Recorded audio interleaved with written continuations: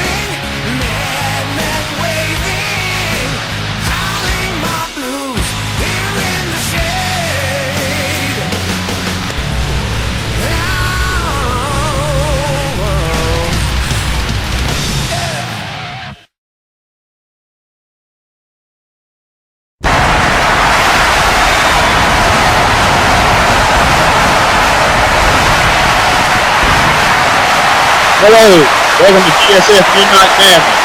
Midnight Hour is upon us. The turn of GSF has finally arrived. I'm Otis Duke, but people around here call me the Duke. Alongside This is RP Ellering here. We've got a hell of a show lined up for you tonight. From the Spectrum Center here in Charlotte, North Carolina, and ladies and gentlemen, here he comes, the half owner of Gettis Stone Federation Wrestling, the Raging Redneck. Ray Gettis is here. this ought to be good. Just listen to this crowd. You can feel the electricity in this building and any other this man walks into. They love him here in his hometown of Charlotte.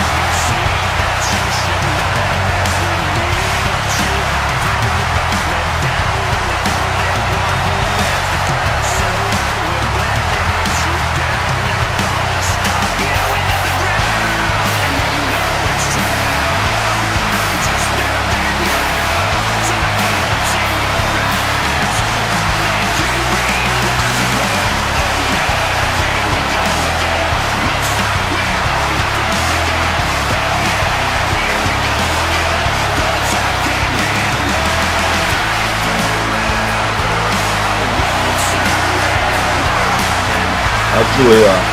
Tell you what, he's got the company slogan here written all over him, literally, Otis. You know, I'm going to ask you here, Otis, where can we get one of those GSF shirts at? Are those available yet? GSFshop.com. So Get the F in or get your ass left behind. Let's see what Mr. Gettis has to say tonight. This is a big night here for GSF. I'm sure he has got a lot on his mind. We're going to hear every bit of it here. This crowd is blowing the roof off this place. It is. It's electric, man.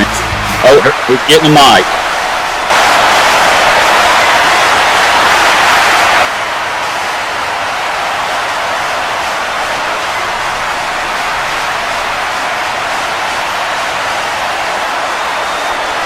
Really feeling it here. It's been a long time since old Raging Redneck has set foot in this ring. 4 years ago, I closed the doors of GSF. I was on top of the damn world, holding that title on the turnbuckle as the GSF World Champion. I thought it was for good then that GSF would never return. but I closed the doors because I wanted to sit out and prove one thing, and one thing only, that I was the absolute best, not only in GSF, but outside of it, the best in all of wrestling, period. And I sure as hell, without a shadow of a doubt, did just that. I proved there ain't a damn soul got what it takes to get the job done against Raging Redneck Ray Gettis. That they can't lace my damn boots on their best day, and my worst, from CCL to AWF to that piece of crap that has no damn honor. I can truly say I got in the ring with their best, and I whipped all their asses. But no matter how many little bodies piled up, how many of their best got knocked flat on their asses, verbally and physically, or how many times I was crowned the world champion, something was missing. I didn't feel like I belonged, and I never did until my music hit. I walked through the curtains, down the ramp, and into this very ring. 'Cause now I'm home, and it's damn good to be back. I bet you're all wondering why I'm still carrying around the GSF World Championship. Well, it's pretty damn simple. I'm still the champion because I never lost to some bitch in the middle of the ring, the same way I didn't in that other company recently. No, I quit that company, still the champion. And let's get one damn thing straight, Travis Sparks, you didn't strip a damn thing from Armageddon. I don't think so. No, the only thing you stripped was your little panties down around your ankles so you could squat and take a piss. So don't you ever say you fired Ray Gettis. I quit, son, and that's all I got to say about that. Now, with all that said and done, I got some things to tell you about GSF. First, right here tonight, the first ever Madness Champion will be crowned as Owen the Bruiser White, and Spartan will square off in a Falls Count Anywhere match, and whoever wins will defend the title 24/7, 365 days a year. Next, right now, there are 5 contenders for the international title. They are the Cobra, Chris McIntyre, Rudo, Lewis Stevens, Mason Kronik, James Mack, and the Rogue Shark, Roger Terry.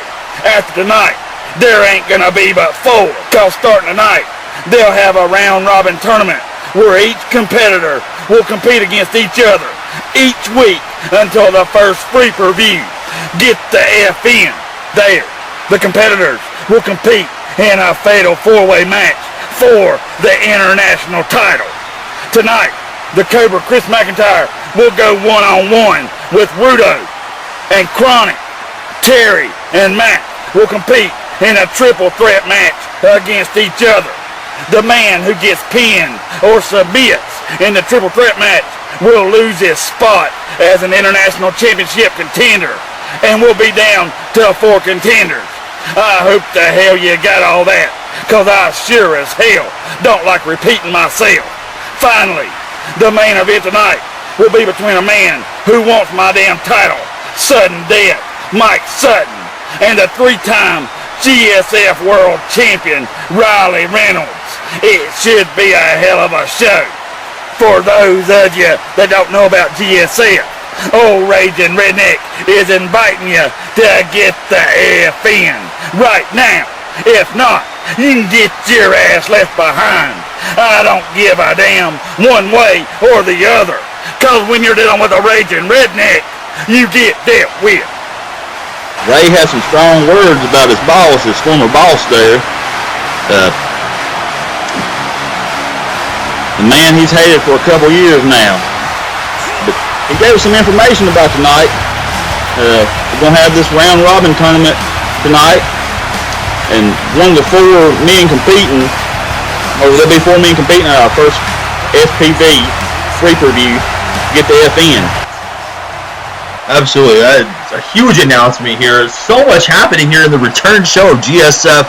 I'm at a loss for words here. Well, we can give them the rundown tonight. Like Ray said, like Mr. Gettis said, the Rogue Shark, Roger Terry, Mason Kronik, and James Mack will be in a triple threat match tonight. It's part of the round robin tournament. But the man who gets pinned or submitted will be out of contention for the International Championship, so there's a lot at stake here. Definitely a whole lot at stake there. And also, looking ahead, we also have the Cobra, Chris McIntyre, taking on Rudo here as a part of the round robin tournament. McIntyre is a former international champion himself, tag champion, United States champion. Never won the big one, though. So he's got a lot at stake himself here. He's going to be in the running. He was in the running for it before when GSF closed its doors 4 years ago. Rudo, of course, is very well known, particularly for his work over in CWS. And Ray also said that we're going to have our first Madness Championship crowned ever, okay? Owen the Bruiser White versus Spartan, and whoever wins that's going to have their work cut out for them, because it'll be defended 24/7, 365 days a year. That's one that I've definitely got my eye on. I'm a big fan of the Bruiser, but I've got to say I've got my eye on this Spartan guy. Just that name just strikes fear into me just hearing it here on paper. But also looking ahead, we have the Cocked Guns and the Good Old Boys here. #1 contenders match for tag team championships. Second world tag title match, Big Money versus Bulletproof. Big Money is the longest reigning champions of any championship in the history of this company, GSF. Bulletproof is making their debut here in GSF. And what a way for them to make their debut tonight here with the titles on the line. And then we have Von Hollywood versus Jay Krack. Now that should be a good one. And both are new to GSF. They've made their names in COH, CWS, but they're looking to add to their legacies in wrestling here in GSF tonight. Oh, absolutely. Von Hollywood, a huge name over there in CWS. Jay Krack. Who doesn't love Jay Krack? He's everywhere. Everywhere you turn, you see that name. He has taken over. Definitely making an impact here. You can bet on that. And tell us more about this main event here tonight, Otis. Sudden death, Mike Sutton, Riley Reynolds. We heard Ray Gettis, they're talking about it himself. These two are very well established here in GSF. Reynolds is a 3-time world champion. Okay, he's done it all in GSF. Sutton has won tag gold and he's won the international title, but he's never won the big one. But he was our last Ruthless Ruckus winner. Okay, he claims that he's still the #1 contender after 4 years. I don't know about that, but we'll see. I mean, he is a big man, and I wouldn't want to get in his way. Yeah, absolutely. Does that still hold up? It's been 4 years that's passed. You have to wonder, is that claim valid? I mean, I guess we'll find out here tonight. But we've got so much in store. This is an absolute stacked show, top to bottom here. And right now, it's time for our new talent showcase. These 4 men won a spot in GSF with their promo auditions, and now they're set to square off against each other in a fatal 4-way match. Okay, there's always excitement at hand here when you're talking fatal 4-way. Anything can happen when you get 4 men of equal caliber in the same ring here. I've heard Ray Gettis and Ike Stone talk about this man here, Lewis Rivers, first class Lewis Rivers, and they are very high up on this man. I tell you, Lewis Rivers is a guy I know a little bit about. He's making waves.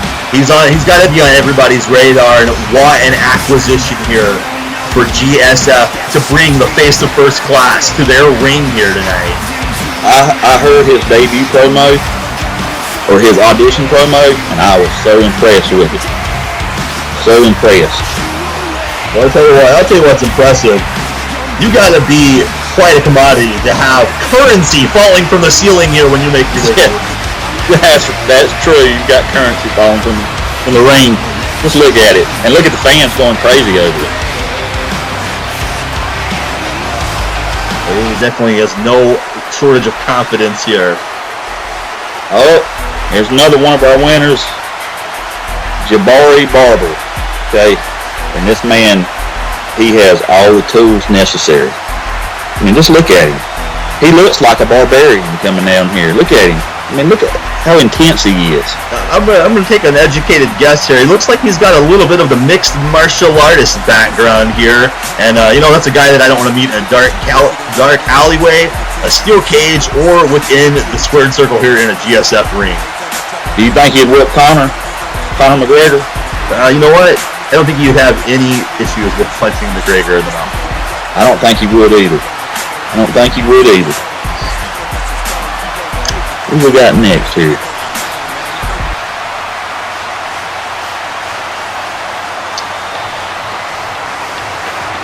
Oh, it's Walter Scott. Another one that I was very impressed with his promo, and his promo was featured on the GSF YouTube page. His promo audition was. Absolutely, and for the fans watching here, maybe this is your first time tuning in GSF, maybe you're new to the brand, be sure to subscribe there. Make sure you're available for all the latest updates coming out. GSF is going to be on a roll here, much like what we can expect from this young man, Walter Scott. And this is a very interesting dichotomy, Otis. Walter Scott and Lewis Rivers have a lot of in-ring history together. They have a lot of in-ring history. Can you tell me a little bit about it? Yes, from what I understand, they're an experienced tag team. I think there's a little bit of butting of heads between them, a clashing of personalities, but definitely they've been very successful in other companies, other promotions under the moniker of God's greatest gift. I see Walter's shirt says naturally better. We're going to see if he's naturally better tonight. Well, of course, this is Fatal 4-Way rules. Only one man can walk out victorious here in this showcase. True. I just hope for a good match between all the competitors. I've been dying for GSF to make its return. Oh, and we have Malevolence making his way to the ring now. So this is an interesting looking character coming down here. Walter Scott, look at him, that 1,000-yard stare, using to get out of the ring here. Oh, there he goes. He got out. I don't know. Malevolence looks pretty badass, to tell you the truth. Like you said, he's interesting looking. I don't know if I'd want to meet him in a dark alley either. Well, I'll tell you what here. He came dressed for the part here. This is the GSF Midnight Hour, and he definitely fits right in. And you know what? I agree. I think we're going to see something special from this guy. Appearances may be deceiving, but skills certainly are not. And again, this is a Fatal 4 match. Anything can happen. It's for a competitor just about set. Dale's getting ready to go.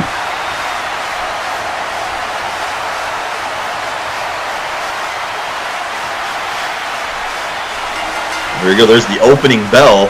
There it is.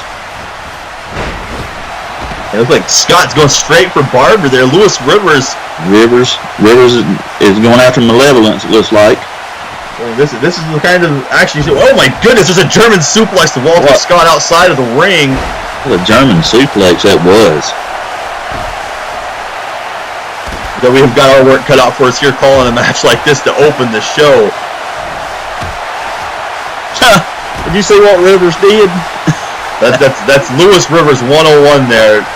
Just very, and a jumping knee with her, very, very cocky, and look, already showing off here again. Meanwhile, we got Walter Scott and this Barber here just breaking down outside of the ring. Good thing that there are no countouts. That's a good thing. Anything goes in this Fatal 4-Way. They can use weapons. They can use the outside. They can stay outside as long as they want to do. It doesn't matter. There are no rules. You gotta think here with this too. With this being a match where disqualifications aren't in effect, no countouts. Maybe this size one of these 4 men up for a shot at that Madness Championship down the way. It may do it. Like I said, I praised Lewis Rivers when he came out, and Walter Scott.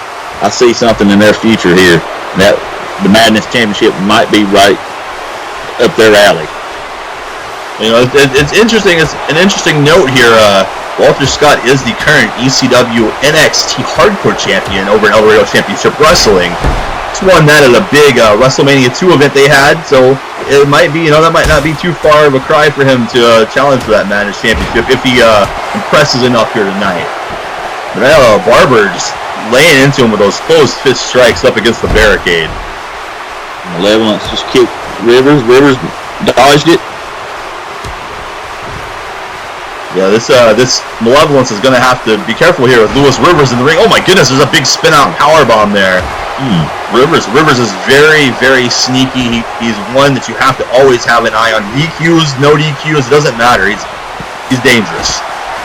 And Barber right here next to the commentary table, laying out Walter Scott with that haymaker. Oh, what a suplex.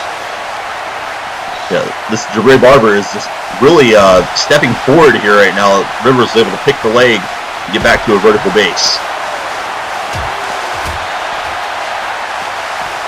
Oh, that had to hurt going into the rail like that. You can hear it all. You can hear the impact echoing it again. Oh, just echo again there. The human rib cage has some give to it. That steel barricade does not. That's definitely going to do some damage anytime you get sent chest first into it that way. And look at Walter Scott doing push-ups on Malevolence's back. That's Walter Scott for you. That's why he says he's naturally better. He's very much a show-off. Look here, Rivers. Going. Oh wait, no, Walters. I thought Walter Scott was getting ready to go high risk. Right there. Yeah, this is where things become interesting in this match. Lewis Rivers and Barber here in the ring. These two, they're the two who can legally win this match right here. Now, this match has no countouts and no disqualifications, but you still have to get that pinfall or submission inside of the ring. So Walter Scott and Malevolence, they're right now being back in between the ropes. That's a smart thing for them. And Lewis Rivers there with that huge Death Valley driver. Rivers looked like Rivers for a minute was trying to get Scott, but Scott had other plans. Yeah, we're seeing a little bit of a mutual respect here between the former partners. It's interesting. Maybe 3G will make a return here to GSF. That would be an interesting pairing to see them working. Look, Rivers was going for a submission there, but into the ropes.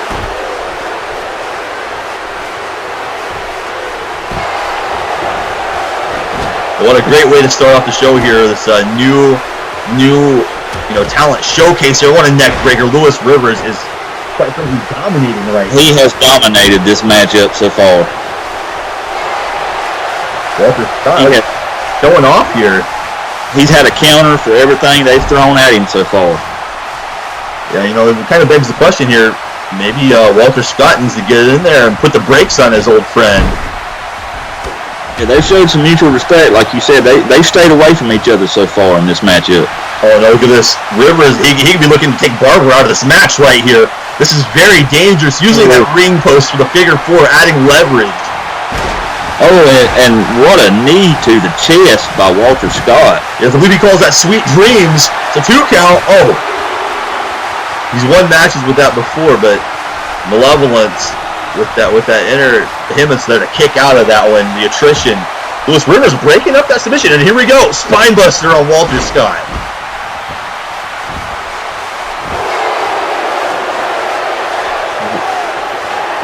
He's waking up. Let's see what's going on here. Look at this Malevolence. He's got his bell ring. He's outside of the ring. He's hurt. Barber coming in here trying to get his share of the action now. Oh. Power here. Power. He has power for days. That's why I said his name's Barber. But he's a bit like a barbarian in there. That spine buster, he just got right back up from it. Lewis Rivers, a nice reverse DDT there. I'll tell you what, I think I would like to see Barber and Lewis Rivers one-on-one after these. These two seem like they have something almost like a rivalry building here between them. They're very evenly matched. No, wait, look, Rivers again with that spin-out powerbomb. He's going for a cover. Oh, rope break. So a little bit of a rookie mistake there on the part of Lewis Rivers. It's the second time he's gotten into the ropes. He let Barber get a hold of him, and then he had that submission locked on, and now Malevolence able to reach for the ropes on that pin attempt. He's going to have to be a little bit more aware of his surroundings in the ring. And again, we got Barber and Walter Scott on the outside here, just going to war. Another pin attempt here, though. 2. Oh, that was almost 3. He breaks up the count.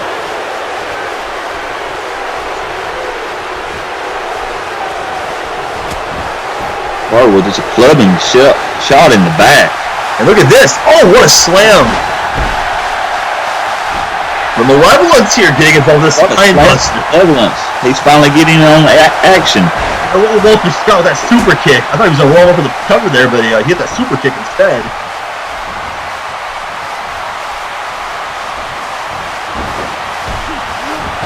Well, that'll tear your leg out of the socket right there.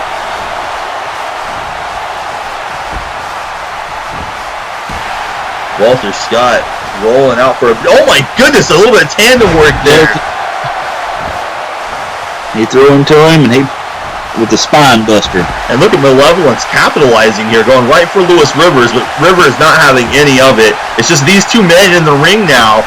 This is an opportunity for one of these two men to really have their moment here.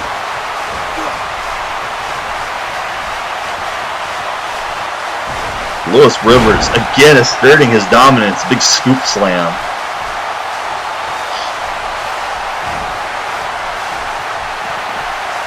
Walters recovered. He's back in. Lewis repositioning Malevolence there. Not sure what he's looking for, but he drug him across the ring. Maybe all 4 move back in now. Nope. Counter. Oh, nice. Oh, and a DDT. And look at this, sending Lewis Rivers out of the ring. The impact is spiking him there. That's some heavy neck compression happening off that knee. Barber clears the ring but follows Malevolence out.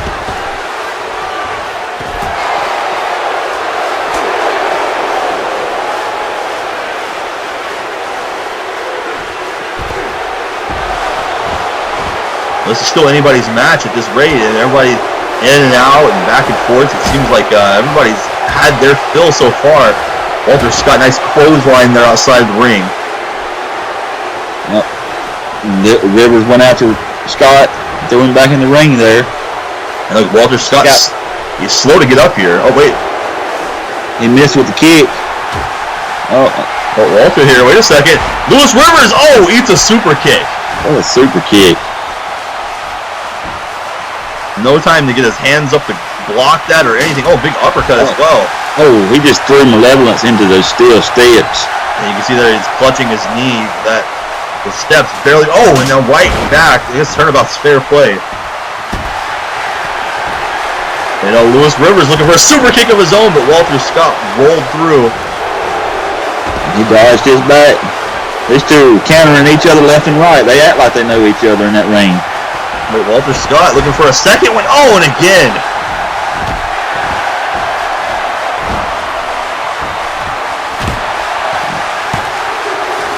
Just a 2 count. Close 2 count there. Here, Barber. Oh, Walter Scott landed on his feet. And that's very impressive. The athleticism, the awareness to be able to counter that backdrop suplex. Walter Scott now clearing the ring himself. Scott is very athletically gifted. I'll give him that. He's definitely one of the more athletically gifted, refined young men I've seen in a ring in a long time. And now look at this. He's going to take Lewis for a nasty run. Oh my God, a German suplex from the top. Well, Malevolence takes advantage of him having his back turned. And it's too bad this is a coach slam. Absolutely. You know, it's too bad this isn't a false count anywhere, because if I was Barber, I think I just pinned Lewis Rivers right there. Yeah, I think he was out of it. Rivers he's having a hard time getting back up. Wait a second, that's Barber. Barber here. Oh my! And Rivers right back on the offense. Incredible. Every man's down except for Rivers. Come on, Walter's spot here. Oh, only 2.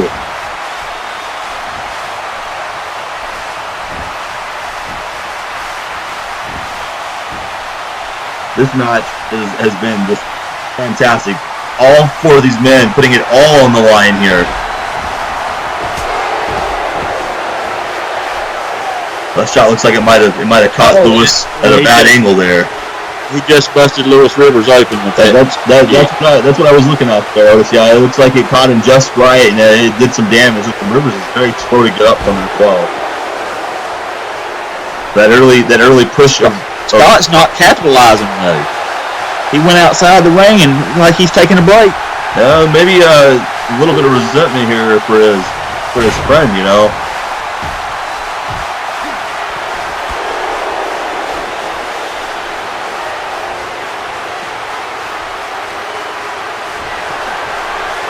Rivers has lined up here.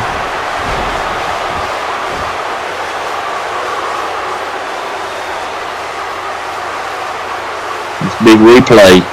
Oh, look at the neck, the impact on the neck and the head. Another rope break. Barber's going for another high impact move.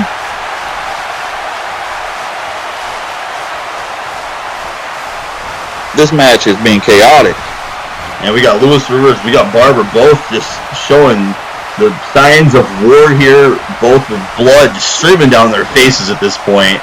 You know, it just goes to show, when you're new to a company like GSF, with the history of GSF, you've got to put it all on the line here. That's what we're seeing from all four of these men. And oh my, Lewis Rivers with that cannonball dive. Look at this, Malevolence. Flapjacking Walter Scott there from that Argentina backbreaker-like position. Wait, oh, Lewis Rivers capitalizing again. Again, like I said, very sneaky. You have got to watch Lewis Rivers at all times.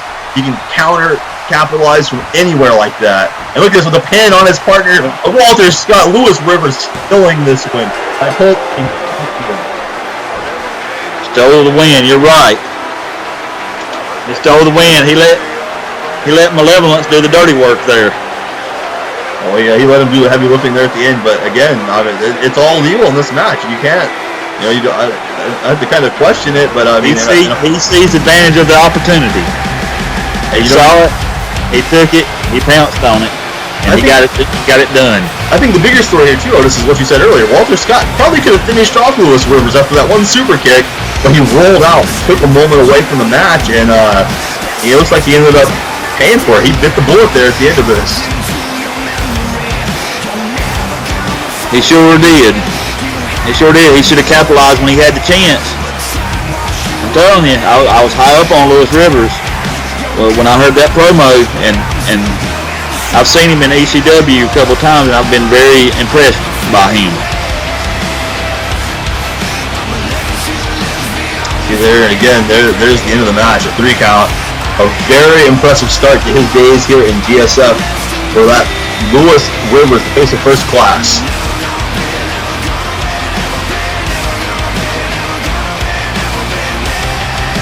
Oh wait, what is he doing here? He's got a $100 bill, it looks like. Oh no, wait, Walter Scott's still laid out here in the ring. You gotta be kidding me. No, come on, that's your friend Lewis. You gotta be kidding me. How disrespectful. That's disrespect. Look at the disrespect on his part. You think Walter will take that line down? Oh, wait a second. Look at this. We got a brawl breaking down here outside of the ring. Malevolence and Jabari Barber here. Referee's not going to have any of this. You know, I've heard that GSF officials don't take bull from anyone, and he's putting down the foot here. Wait a second. Barber. He's telling them both to leave. We're going to both leave. Oh, we need to get somebody out here. This is dangerous. Oh my goodness. Oh, right on that steel entry ramp. There's no padding up there. Barber not taking kindly to what's happened here tonight. Taking it all out of Malevolence. We got to go to a commercial, folks. Have you been knocked up? Knocked around? Or knocked out? You should have used protection. You should have dropped the hammer and called THN Protection Agency.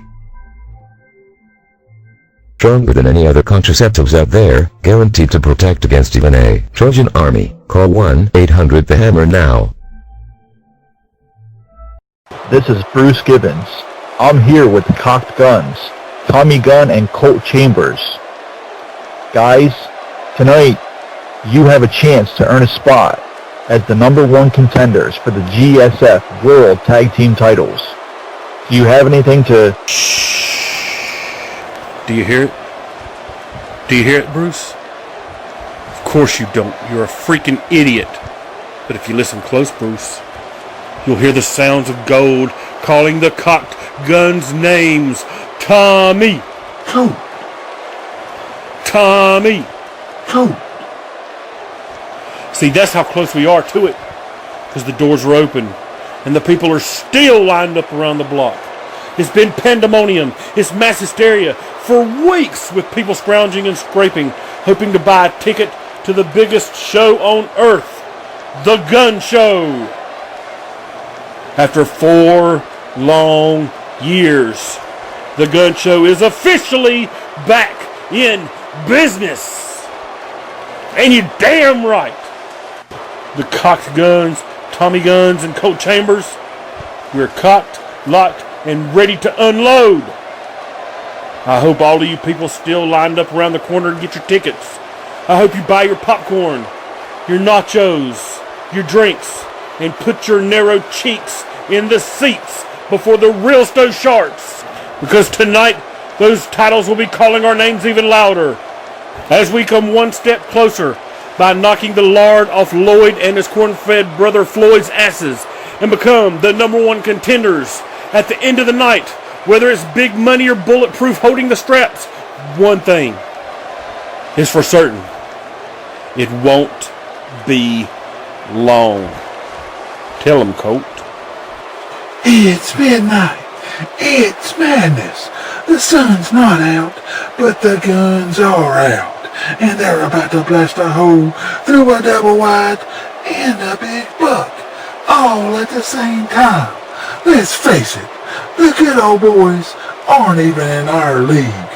Cocky Colt Chambers knows you get out of breath just walking down the ramp. Just save yourself the trouble. Go to the buffet table in the back and have an all-you-can-eat sit-down, courtesy of Ray Gettis and Ike Stone. You don't belong in the same ring as the Cocked Guns. I mean, just look at these arms right here. Take a look at this body. Same for Tommy. Then, take a look at yourselves. There's no comparison. You guys don't stand a chance. So just take the Colt's advice, and you'll save yourself a world of hurt. You can say, I'm cocky, and I'll say what? But it's not bragging, bitch, if I back it up. Folks, we're back here, coming back off that backstage interview with the Cocked Guns, and what is with these guys, Otis? I don't like their attitude. Something about them is just putting me off here. They are cocky, very cocky, and it looks like here they come now.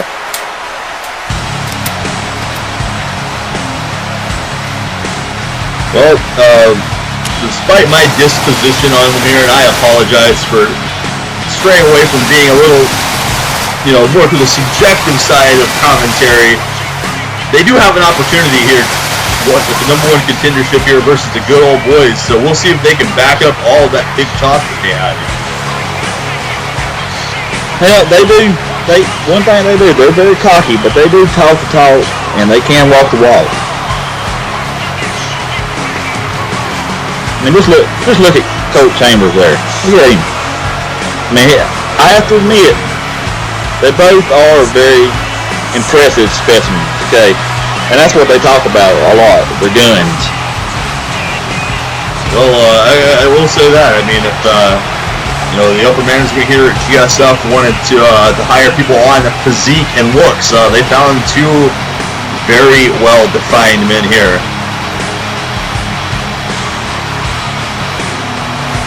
You know what, though? We've seen it in that fatal 4-way match. Physique, talent is not everything. There's a lot going in, a lot of moving pieces going in to a match like this, a tag team match. Hopefully these guys are on the same page. I imagine that they are. But you know what? I gotta say, I'm rooting for the good old boys here. Same here. You know, I'm just a country boy at heart, okay? And the good old boys are country boys. I can't go against them. You took the words right on the mouth. How can you go against the good old boys? Again, I'll say there's a little bit of a reception here. I think a lot of people are ready for the cocked guns here. They seem like they've got a little bit of a following here in North Carolina. They do, and like I said, people like them, but they aren't very nice guys at all. Well, there's a thing I've heard about good old boys from the South. Maybe they'll beat some courtesy and some manners into these two tonight. Could be. When you look at the good old boys, you're dealing with a couple of heavyweights now. There are a couple of heavyweights. They hit hard.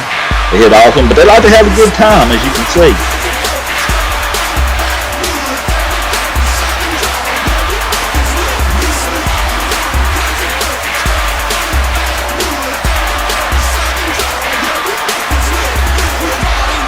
They're down home boys. Down home country boys. So I've got to ask you, this is a number 1 contenders match, as we talked about here. Do either of these teams, you think, have what it takes to step up to big money? Big money is, they're the veterans here. They've got so much experience.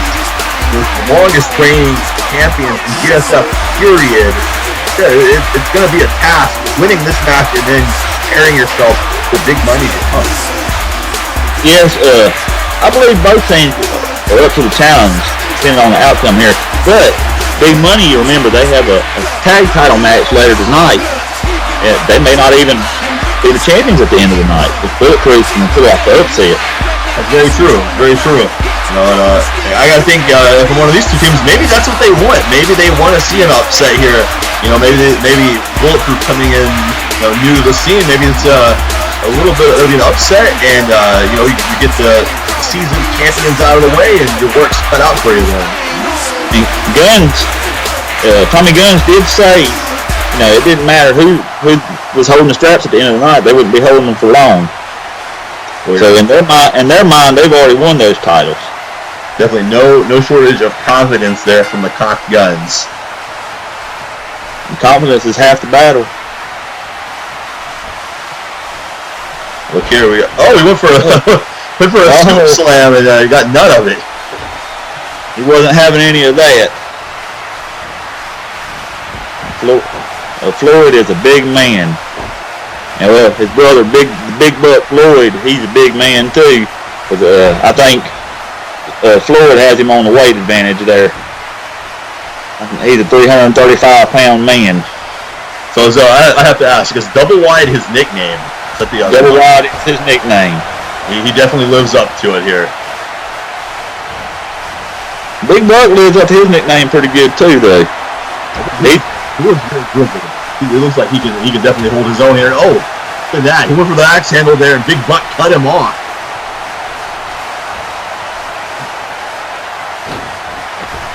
Look at this! Wow! Look at that agility from the big man.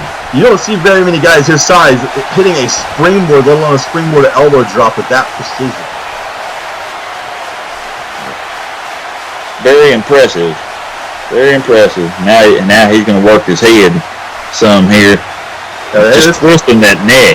That's a smart strategy. I have to appreciate that. You hit the big moment there, and then you slow things down, and you show that you're going to control the pace of this match.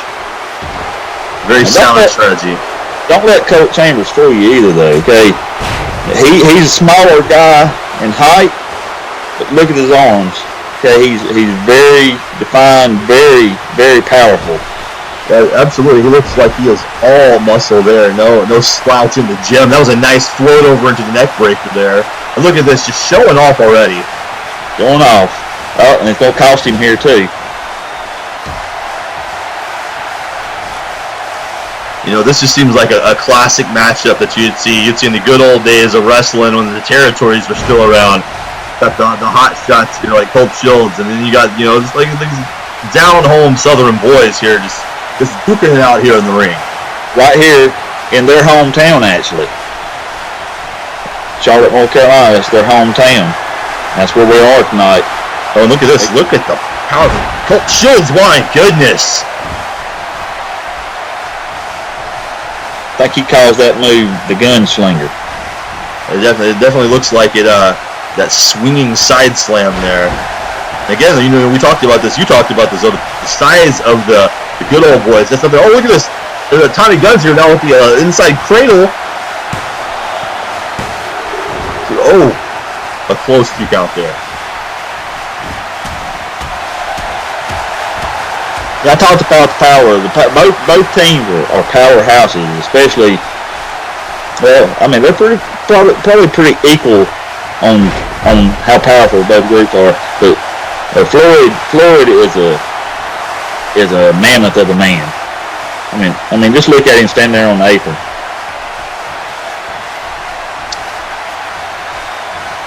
Well, I'll tell you, it looks like the strategy here for the cocked guns is keeping Floyd out of the ring.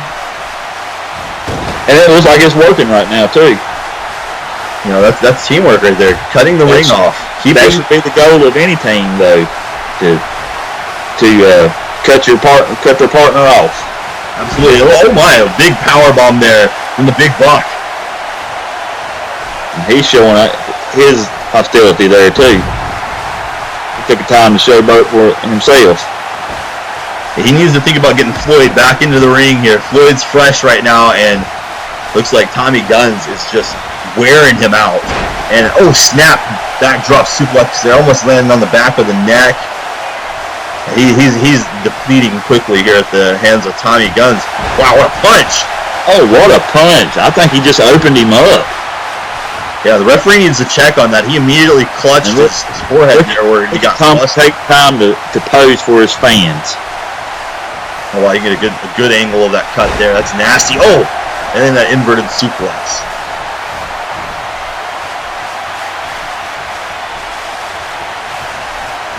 Is he going to take him to the corner here? Again, the strategy, smart strategy. Oh, cutting him off with the chin lock as far away from his own partner as he can here. Really grinding on him now. Yeah, the cock guns have been around GSF for a while. The good old boys are fairly new.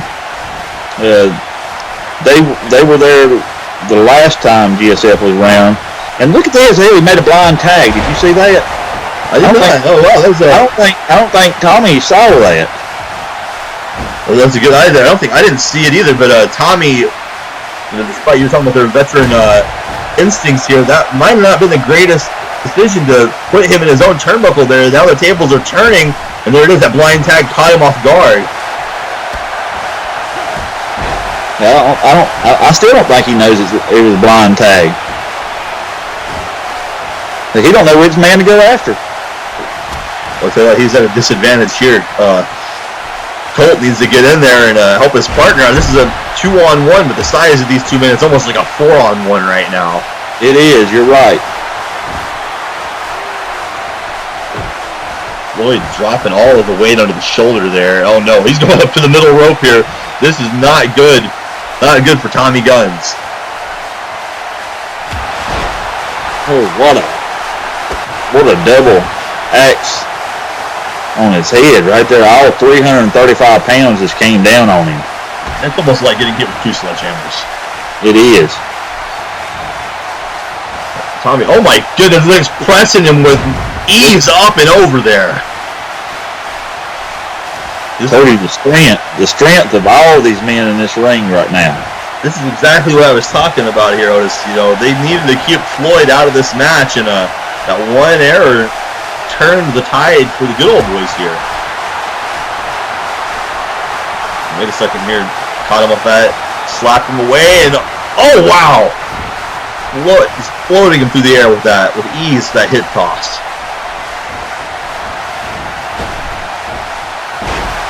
Oh, nice power slam as well. Look, it's like barely even breaking a sweat here. Looks like he was trying to throw him back into his own corner there. Oh, what a reversal.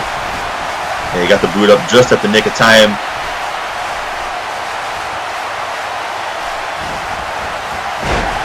My goodness, the power here of the cocked guns. I'm just almost speechless at this point. You know, I said I don't like these guys' attitudes, but you cannot dispute how powerful both of these men are. And they both seem to be working on the same page too. Oh, look at this! Yeah, look at this right here, isolating the arm there, and you can't have a tag team without working on the same page. Okay, he's gonna stop the pose again. Some of the fans here in the spectrum. It's cocked, locked, and unloaded. Well, that might be enough there. He dropped him right on his head with that one. Oh, 2 count. The fans here all on their feet ringside. I almost came out of my seat for that. That was very close. They thought it might have been the end of the match there. Most don't kick out of cocked, locked, and unloaded. Oh, but look at this.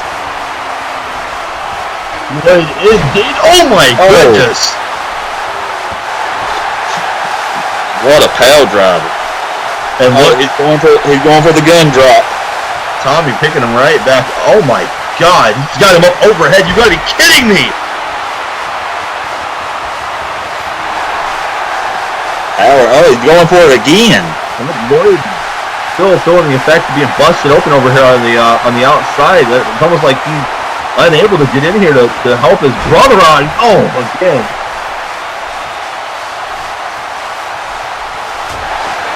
If he kicks out of this, look at him. He just knocked Floyd off the apron. And that's just like them to do something like that. Well, that might be the nail in the coffin here. 2 of those gun drops. And then knocking him off. No! Oh, he kicked out. Oh, he's still going to take time to pose. You know, win or lose, I hope somebody from management is watching this. The good old boys, they almost deserve to be in the title picture just for this effort here, just for the heart kick out of beating that Floyd is taken at the hands of the cocked guns right here. Oh my! And it's right to that same arm again. They're trying to injure that arm, it looks like. He just picked him up and slammed him just like that. Look. I have to admit, I'm impressed with both sets of teams here. One for showing their heart, and one for the teamwork has been phenomenal. Well, this has been clockwork for the cocked guns here. You know, they talked that big game, but they're backing every bit of it up. I mean, you know, whoever comes out the champions here tonight, we talked about big money, talk about Bulletproof. They both need to really be taking notes on this match because the cocked guns here are very impressive. Look at this. He didn't go over there and do that to Lloyd. Oh, and he just got him with a cheap shot. And he distracted him there, flexing the guns at him, and then caught him with that sucker punch. Oh, what a cutter that was. Picking him right back up. This is just ruthless at this point. We've seen that they hit those Tommy Gunn hit those 2 gun drops, and now Colt here just going right back at him. And did you see that? Did he break up that count, or did he kick out, or he just pulled him up? It's like he's towing him with him. Yeah, it looked like he let up the count there intentionally. I was gonna say it didn't look like Floyd went for something there, got countered. And wait a second. Lock and unloaded. This could be it. Again, planning with a second time. Floyd here has taken so much damage. He's not even trying to get in. Well, they backed it up. They kept their word. We have new number 1 contenders. So whether Bulletproof wins tonight or Big Money wins tonight at Get the F In, the cocked guns will be getting a title shot. Well, exactly. Like I said, you can't dispute good, solid teamwork, and that alongside the strength that both these men possess, they've got a future here in the tag team division of GSF. They did. They were impressive tonight. Now, not to put anything about with the good old boys, because they were equally impressive with their heart tonight. You know, I like everything that I've seen from the good old boys. I had a feeling that I was going to like them coming in here tonight. I'm very impressed with what I saw. All I can say is just back to the drawing board for them. They will get there when their time comes, maybe next time. Right now, these 2 men are looking very impressive moving forward. And look at these two. Yep, here it comes. Here comes the pose. I was just getting ready to ask, you think we're going to get another ticket to the gun show, but I guess we are.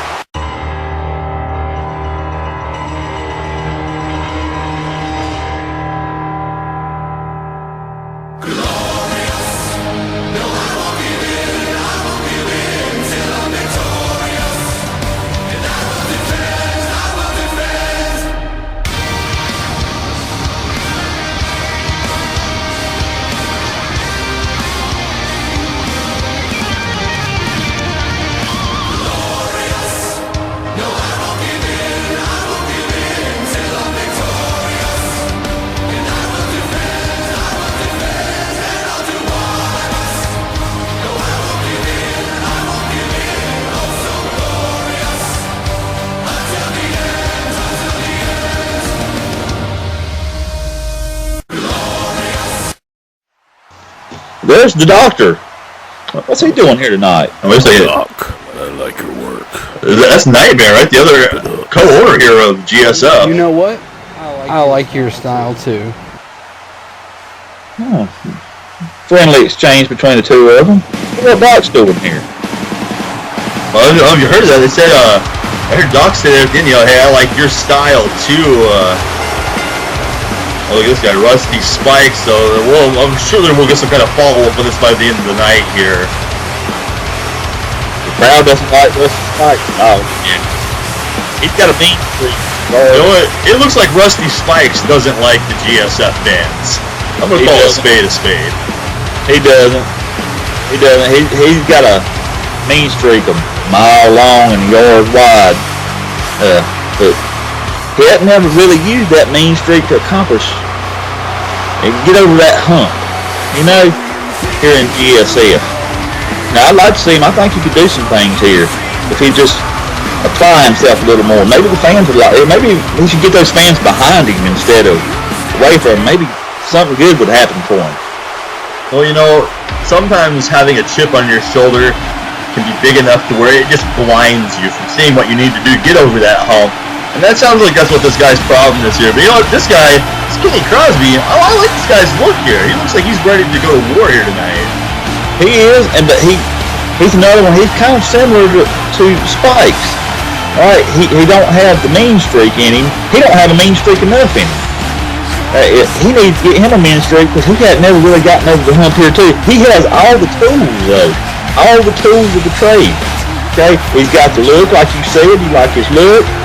He's got the athletic ability, and I'd like to see these two here get on a good start and get on a roll. Either one of these men. And look, Spikes doesn't look like he's waiting. Well, you know, it's like Spike picked up the memo backstage that Crosby here missed that this is competition. Spike, already with the sunset flip there. I thought he was going to go for the pin and try to roll him up.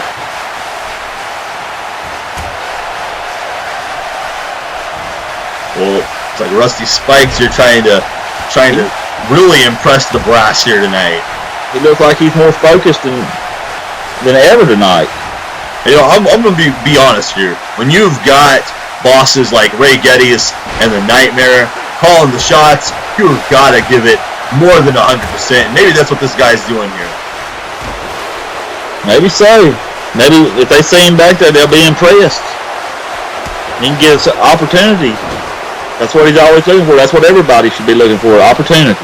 I'm just going to take a guess here.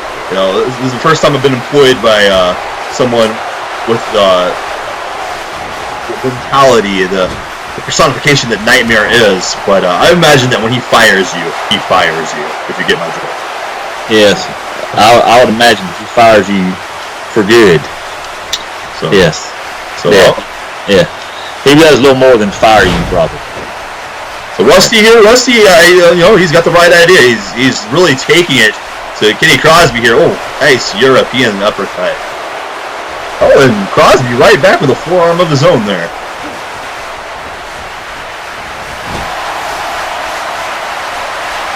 Wait a second here. Kenny Crosby looking for something.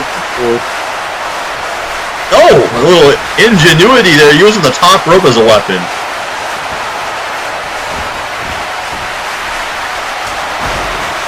What a chop. Sent him down there, didn't he? You could hear that one just echo. Nothing beats a good old-fashioned knife edge chop. There's a nice forearm again. Oh, My backhand. now Crosby's got some striking ability here. Wait, what was he looking for here? Baseball slide through the legs, and look at that athleticism. Wait, what is this? What's the doc doing here? That's the Doc. We saw him just a few minutes ago, but I wasn't expecting him to come out here now. Well. So this is GSF. It was hard to tell it was different from anything else because there seemed to be two people out here playing footsie. Oh wait, you're still here. Can I get someone to take care of this for me? I mean, they're they're harshing my buzz, man. Can someone take care of this for me? Wait a second. There's Styler. Oh, that's a chair shot to the back of the head. And my God, Rusty Spikes just crashed into the ropes as well. Ref just rang the bell. This contest is a no contest. Otis, we might need to get some help out here for Rusty.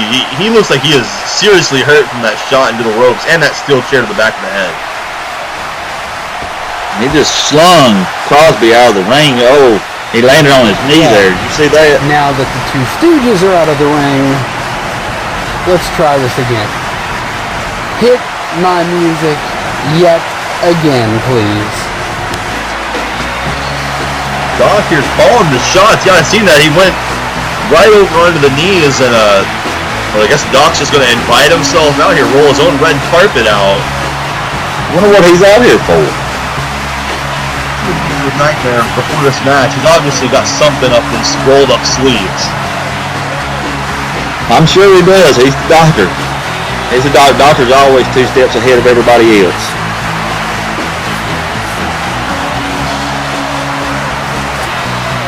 And people are very receptive to him here, too. Very receptive. It's probably because Rusty Spikes riled these people up before that match. But I digress. Let's see what the doctor has to say here. Thanks, Siler. I appreciate that. You're my boy. You know that? Right here. You're just right there. Anyways, let's get down to business.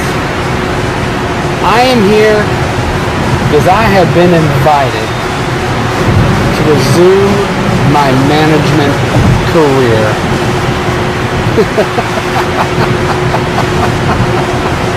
Which sucks for everybody in the back who's not going to be associated with the name The Doctor.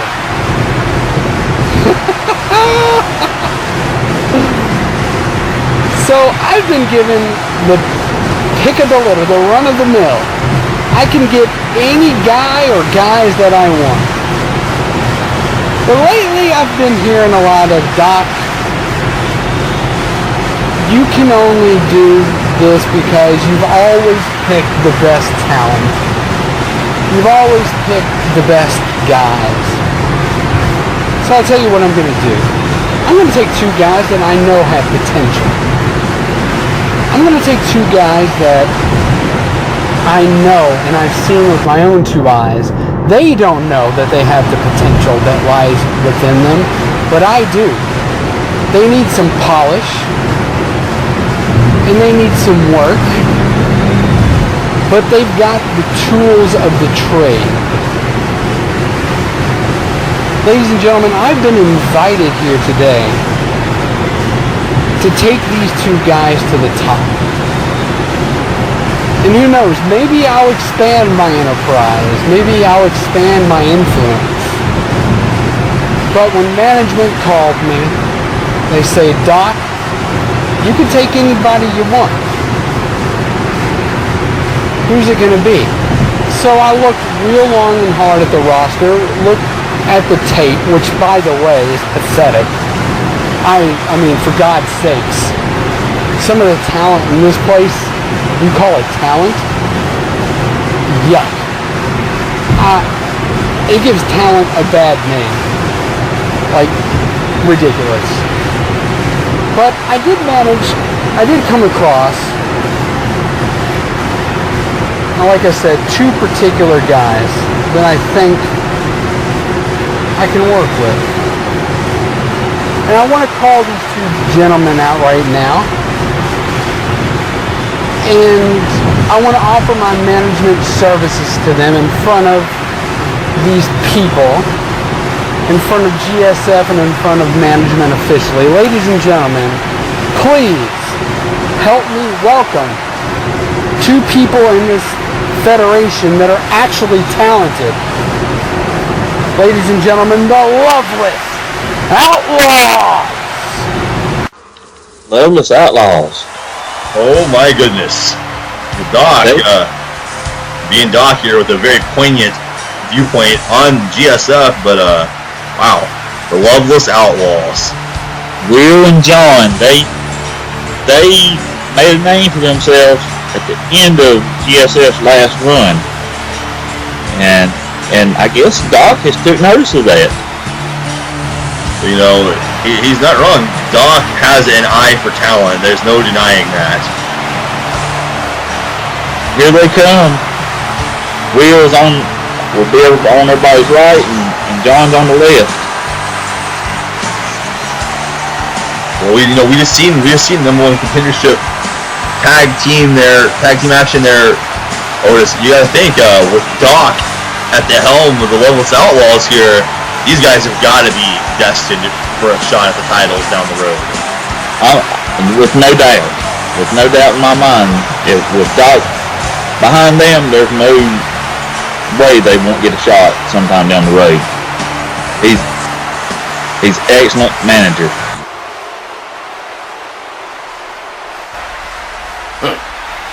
What's a cowboy turned bandit? An outlaw.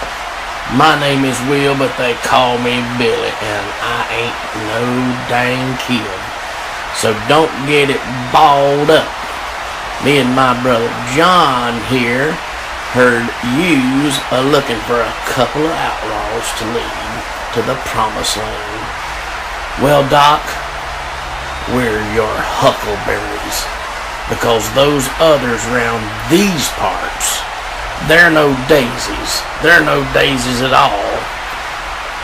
We ain't no geeks off the street. We ain't no bootlicking rope suckers like we see all around GSF. Nah, the Loveless Outlaws are the cream of the crop. Handy with the steel, if you know what I mean. And looking to rob, to steal, and heist all the gold GSF has to offer. And Doc, you're just the man to plan that robbery. So go ahead, make us famous. Well, Will, I saw the movie Tombstone and I understood part of that. Huckleberry and Hound, I'm not sure if Hound was in there, but Hound might have been in there. But hell yeah, I'm going to be the one to guide you. And you know what? I'm going to be the one to get you there quickly. And not just get you there, but I'm going to be the one to keep you there.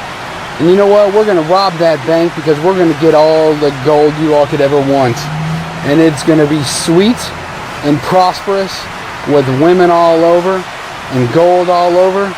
And we're just going to have us a great yeehaw of an old time. Did I use that right? I think I used that right. Okay, cool. Awesome. All right. Well, I'm looking forward to our business partnership. And ladies and gentlemen, people in the back, I wouldn't be looking forward to it if I were you all. And I hit my music again. I sure wasn't expecting Doc to show up tonight and choose the Loveless Outlaws as two of his clients.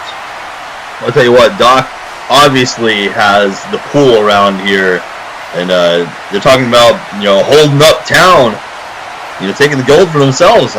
Again, my money has to be on these guys with Doc guiding them. The sky is beyond the limit for these guys. There's no way that they can, run into any obstacles at this point. Yeah, I think we definitely have some future tag team champions, or at least number one contenders, to say the very least.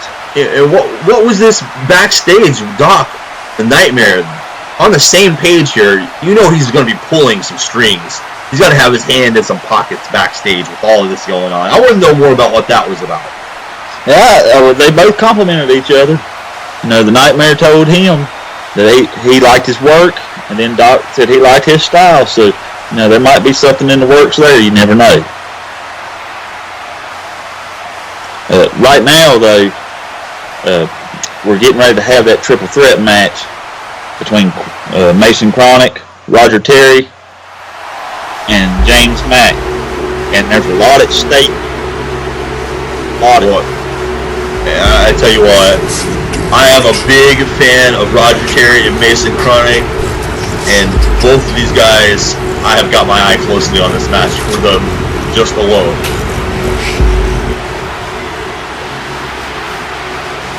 I'm a fan of Roger Terry's music. I think it fits his personality well. It's just like a bull shark, just ready to attack anytime. I know it's Great Whites in the picture there, like a bull shark. I'll tell you what, with a name like the Rogue Shark, you've got to keep your eye on this guy. He is all business when he comes to the ring. He looks like he is too. I mean, look at him. Well, I'll tell you what, he looks like he's right at home here. This is his waters. His sea to swim in and feast on some prey here in GSF. Yeah, this is where he came from. This is his home. Before he ventured out into other parts of the ocean, of the wrestling world.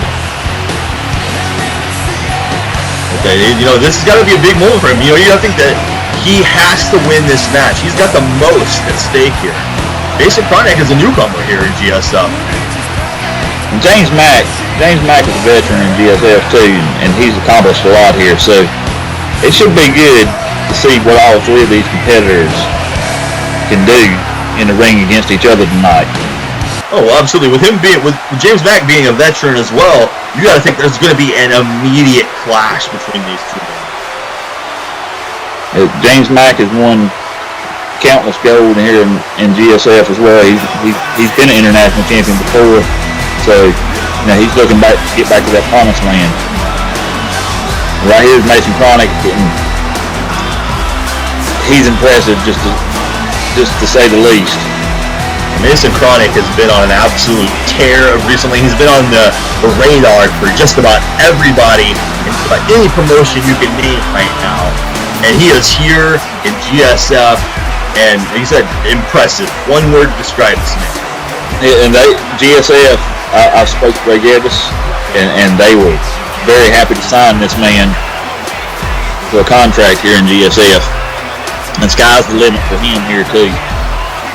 The sky might be the limit, but I tell you what, he's going to have to definitely break through here tonight. Got a tall order ahead of him with, you said, 2 GSF veterans. And this is just like that Fatal 4 we saw earlier. Only one of these men is winning here. There is no participation trophies, no second place or runners-up in a triple threat match. You don't want to be the man that gets pinned or submits in this match, though. If you do, you lose that spot as a contender for the international title. There's a lot at stake. Absolutely, you know, and not everybody got to come in to the first episode here of Midnight Madness after this 4-year absence and get nominated to potentially become a contender for that international championship. No, but he's impressive enough that I'm sure Ray Gettis didn't mind at all doing that, naming him a number 1 contender, or one of the 5 number 1 contenders for the spot.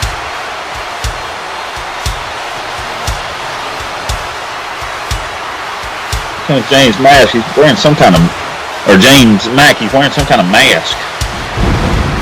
Definitely looks, look at that walk to the ring, just exuding confidence here.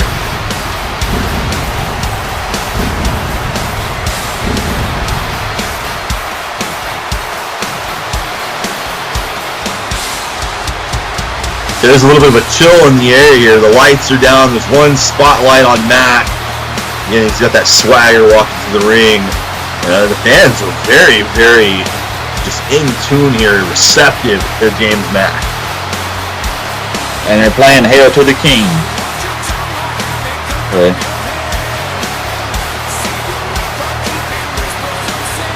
I've got to ask you here, in a match like this, facing the likes of Roger Terry and Mason Kronik, what's the over-under?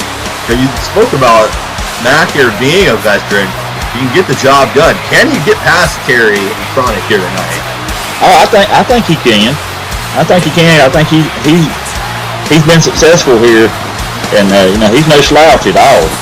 But I think he matches up well against both of these competitors. Well, we're bound to find out here. Like you pointed out, with entrance music like that, he's got a reputation to uphold here within the ring. Mason Kronik, wow, he looks like he is ready to go.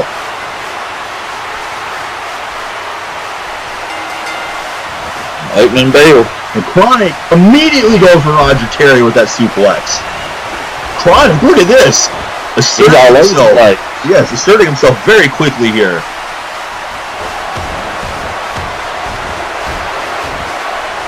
And he might have the most to prove here, and he's doing as much as he can here to make short work of both these guys earlier. Terry having none of it here, backing him into the ropes, saying, oh my goodness, up and over he goes. He just tossed him over that ring like a rag doll. Oh, look at this. James Mac there, a beautiful flip over DDT on Kronik, slowing the momentum.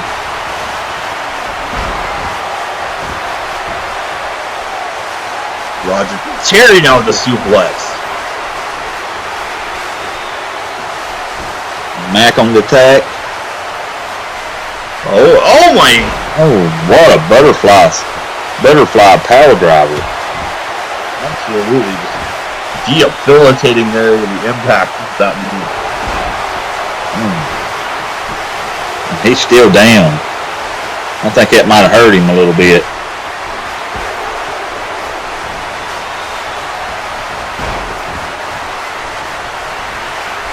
So Roger Terry looked like he got clipped there, rolling out for a breather, and what powerbomb that was.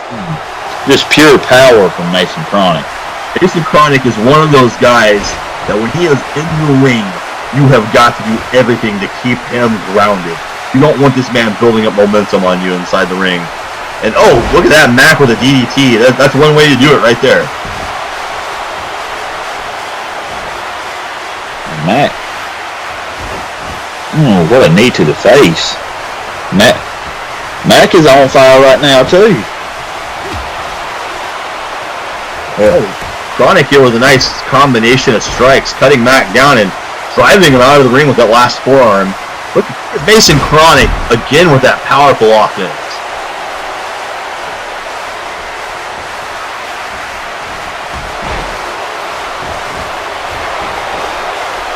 These guys are giving everything they've got here tonight.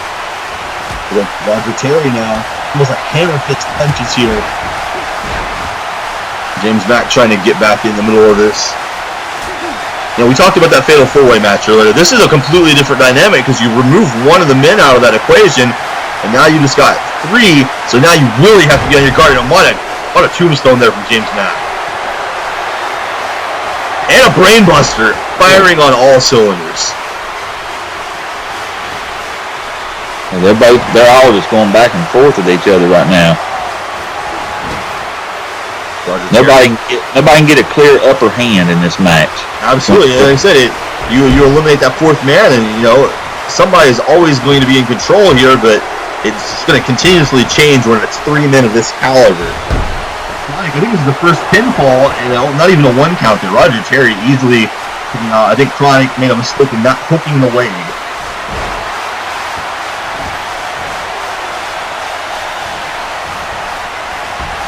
Oh, what a clothesline. And right back to the cover here again, but Roger Terry, it's going to take so much more than that to keep the Rogue Shark down. Oh, James Mac, what a shot. Kronik, looks like he might have been hurt a little bit by that one as he under the rope here. But I hear Mac submission here on Roger Terry, like an inverted figure four. But Terry looks like he's trying to get to the ropes, but I think he's crawling the wrong way here. Wait, oh, look at this. Oh, and he knocked his leg off of him. Oh, what a stiff punch. It looks like this is Mr. Kronik. He got a sledgehammer. It's one of those matches just like that Fatal 4-Way match from earlier. Oh, my. Disqualification. Oh, whoa. He just threw him out of the ring. Yeah, Kronik sidestepped that clothesline, and Roger Terry took a nasty spill through the ropes there. Boy, what is this? Again, Mac with another tombstone, this time on Mason Kronik.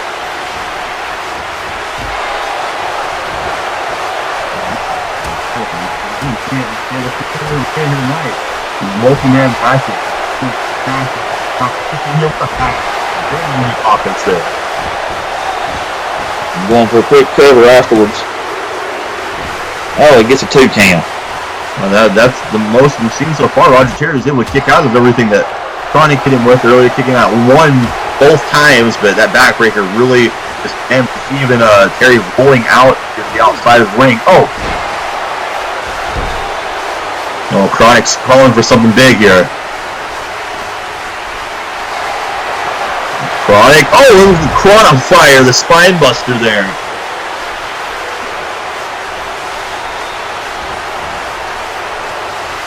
These two men staring each other down. Oh, what a DDT, and it opened Kronik up. He hit Matt just right there. That DDT definitely opened him up here. You can see him kind of checking that wound, make sure how bad it is. There's danger to being cut open where he just got hit at. The blood can run down into the eyes, cause all sorts of vision problems you can't afford in a match like this.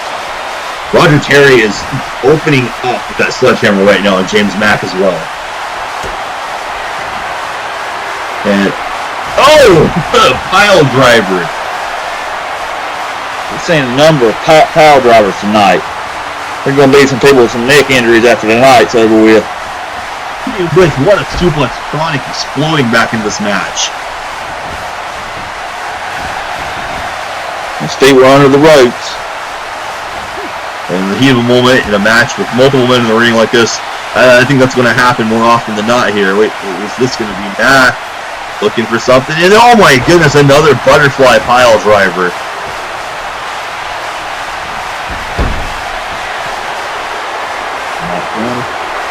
Oh, nice powerbomb here into the pin. Oh, there's a rope break. Oh, look at this. Another one.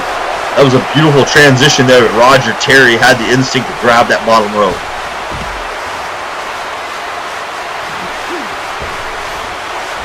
Oh, and Kronik dodged that.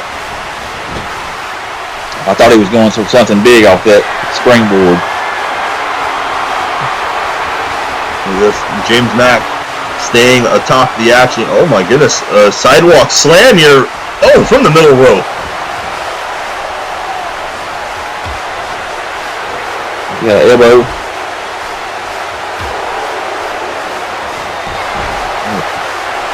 Terry's starting to mount a little bit of offense now. And look at this. He's almost stalking him here. So there's blood in the water. Roger Terry. Oh! The hammerhead. This could be it, folks. Look at him right there. Hammerhead. Look, Mason Kronik. 2, 3. Mason Kronik was in too late there. He recovered just a second too late.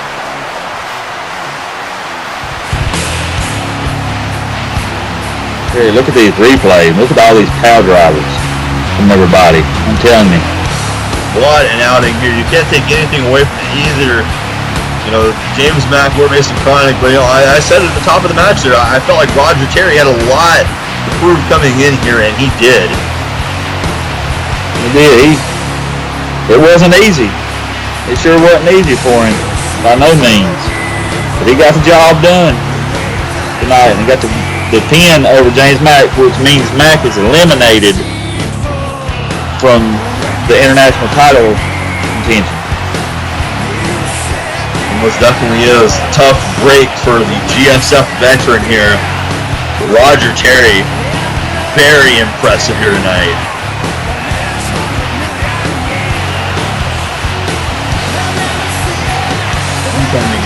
Dream come true with this guy. I mean, everybody on their feet, their hands together. It looks like he's saying, feed me more.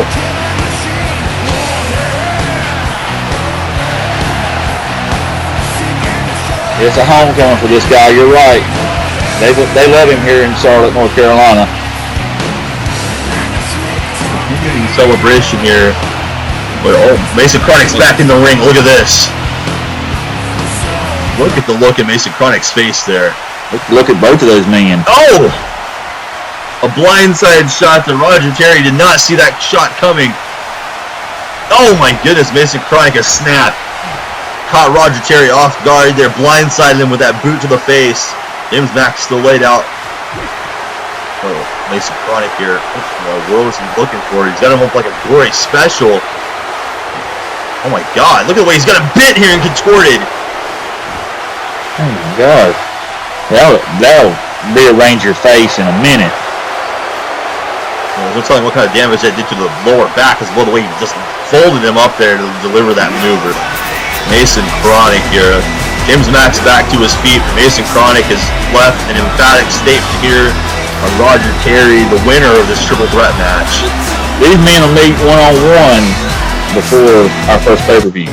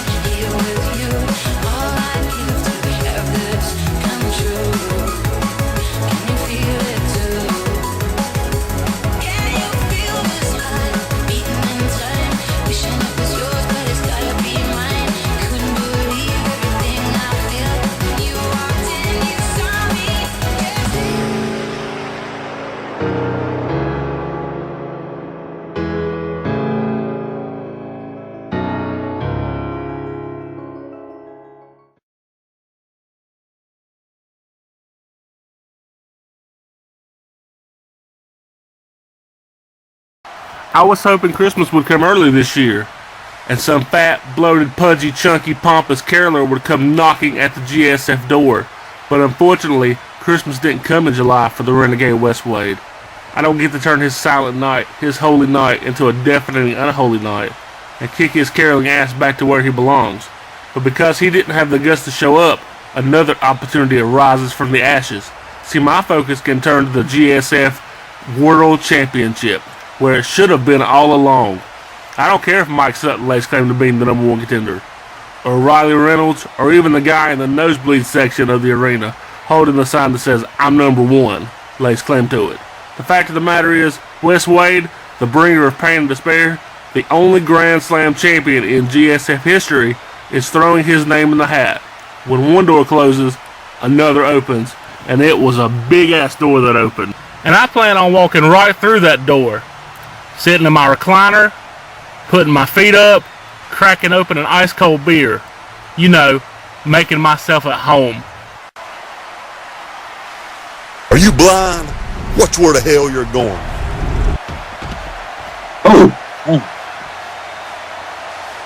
Ed Gucci not taking kindly there to Pitbull and his comments as they ran into each other. Just slammed him on that concrete backstage. I was just kind of leaving him there lying. Ed Gucci, that's not going to resonate well there for Pitbull. Yeah, that's not going to resonate well at all. He's not one to be messed with. Speaking of, not resonating well, what happened there with Kronik and Terry after that triple threat match, this is Kronik cheap-shotting Roger Terry, laying him out. He's playing a game of one-upsmanship with him. And all those guys are competing against each other for that international title, the grand prize there. And, he didn't like the outcome of the match. One-upsmanship. Well, that's the name of the game. It's definitely competition. It's competition in the highest form. Speaking of competition, it's time for some title matches now. Tag team titles are on the line up next here. We have Bulletproof making their debut here in GSF. Jeffrey Albritton and Trey Jeter. These guys, they go under a couple different names here, but I'll tell you what, they're a very impressive duo. Oh, they're pretty impressive everywhere I've seen them at. Yeah, they're on the rise here. They're a team that's really been they've been making statements, but they've been backing them up for the most part. I think they've got a lot going for them. And they have a chance tonight to make a statement right here in GSF in their first match. Oh, I think you can attest to this when we hear Otis. These two guys, they're fighting possibly the best of the best right now in GSF, and just wrestling in general. Going up against big money like this for the titles, that is saying a lot.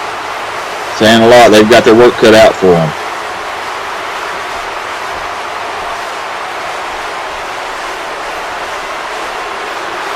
I think Albritton here just begging them to come out already. You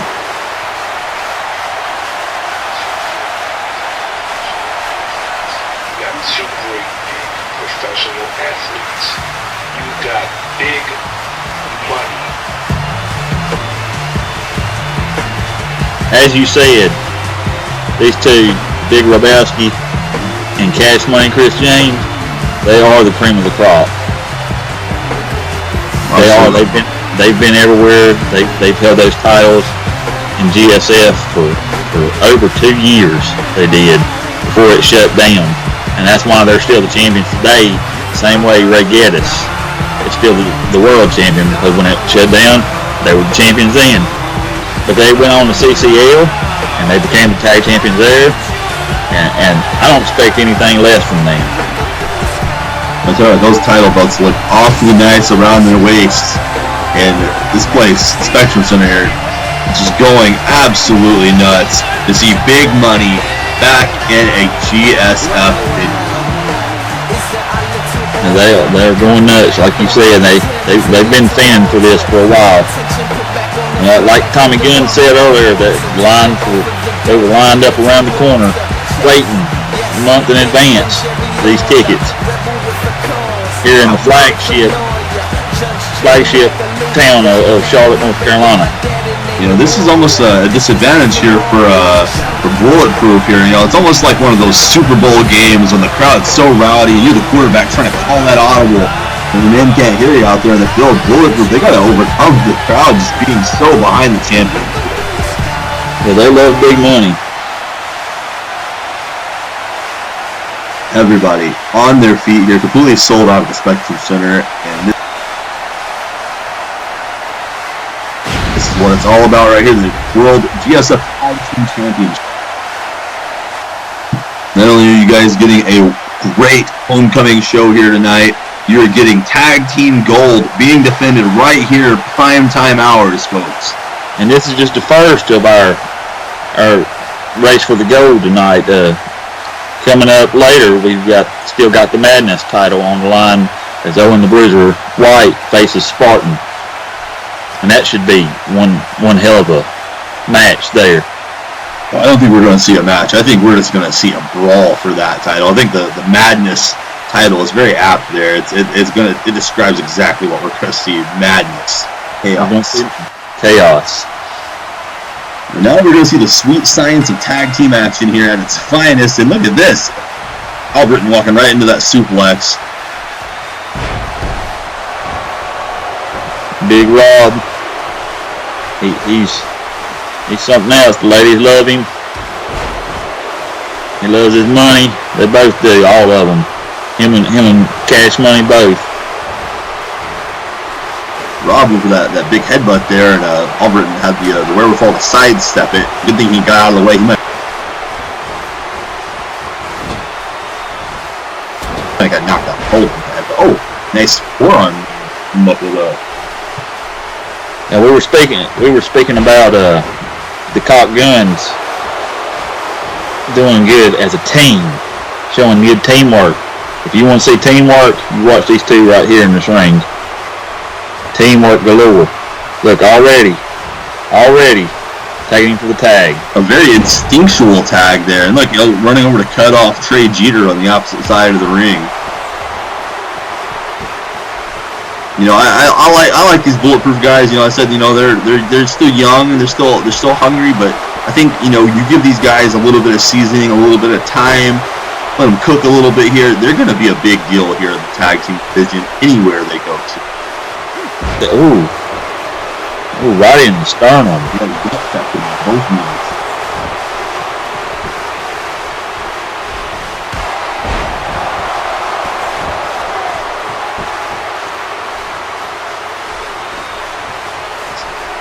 Albritton, though, getting cut off here from Trey Jeter. Jeter needs a tag. You know, we've seen this earlier. We've seen what the Cock Guns were able to do to the good old boys, and oh my, just really throwing it into the barricade. Then he had a little showboating of his own there. Who can blame him after throwing him over the top like that? He just heaved him up and over the whoops, and a sidewalk slam as well. I think Albritton was trying to get back in to get over there to Jeter, but got cut off that time.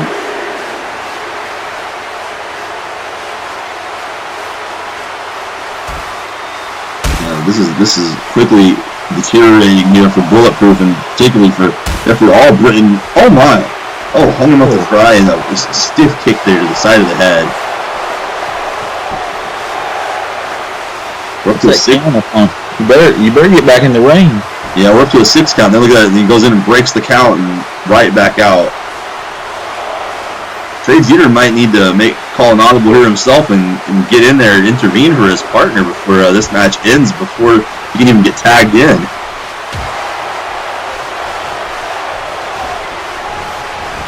And there's another one of those sidewalk slams.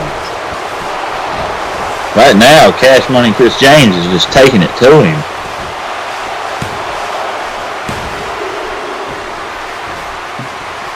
Big Money, I spoke to them earlier in the back tonight, and they were ready for tonight to get here. They were ready. They weren't holding anything back. They were ready for this night to get here, for them to defend their titles for the first time in 4 years. That's all I heard from both of them.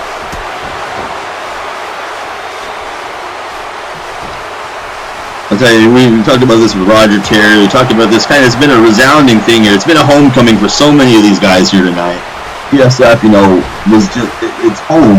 These guys have been almost nomadic the way they've been traveling from promotion in the meantime, and it just feels great to be here just to see these guys, you know, in their primes here, where they're comfortable. A lot of these guys in their hometown, you know, Trey Jeter, God, get him with that stomp. Ooh. Rearrange your face there. Yeah, it's really trying to scramble him here, but it's still only a 1 count there. Chris James, big kick out there. With Trey Jeter, though.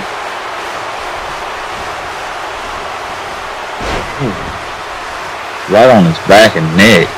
Oh, and Jeter with a nice Asai moonsault there.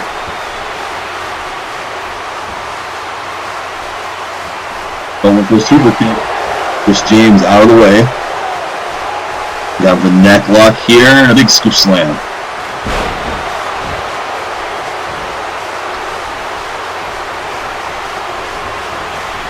Oh, a nice clothesline cutting him off.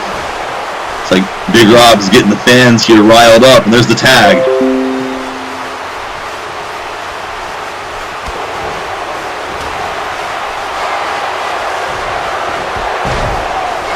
Jeter cut him off quick.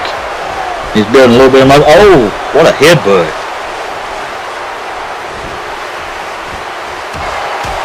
That's probably the headbutt he was looking for earlier, and now raining down punches here. Trey Jeter finally getting into the ring. but running into adversity here already. Oh, wait a second. That's a very intent tag there. But look at this. Look at this offense here from Big Money. What a move. Neck breaker / power bomb. Referee was kind of out of position there. That might have been enough to put Jeter away, but the official, I think he got distracted by the pandemonium happening across from him there. He never did count. Oh, Trey Jeter here. Oh, he hammerlocked the arm for that backdrop.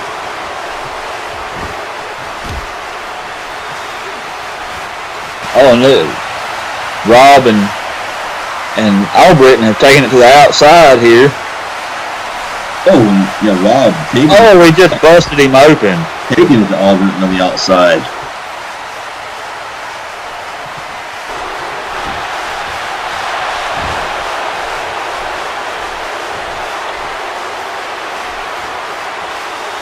Chris James still kicking out here. Everything Jeter throwing at him. Oh, nice neck breaker. Oh, this could be the big move coming here. This could be crisscrossed. Yeah, he's got him hooked. Oh, nice. Plants him with that rolling cutter, center of the ring. And that's it. See it. 2 years and something and counting. I don't know the exact date on that. I'll have to check back with you on that. But I know it's been well over 2 years they've held these titles. Well, longer than that if you add in the 4 years we've been away. But well, in Big Rob, they're almost playing defense for Chris James, taking Albritton out on the outside of the ring, making sure that he was nowhere to be found to break up that last pinfall after the crisscross.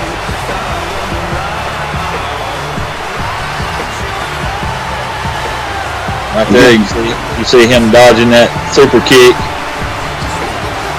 And you see moves like that right there. I mean, bulletproof. You can't hold it against these guys.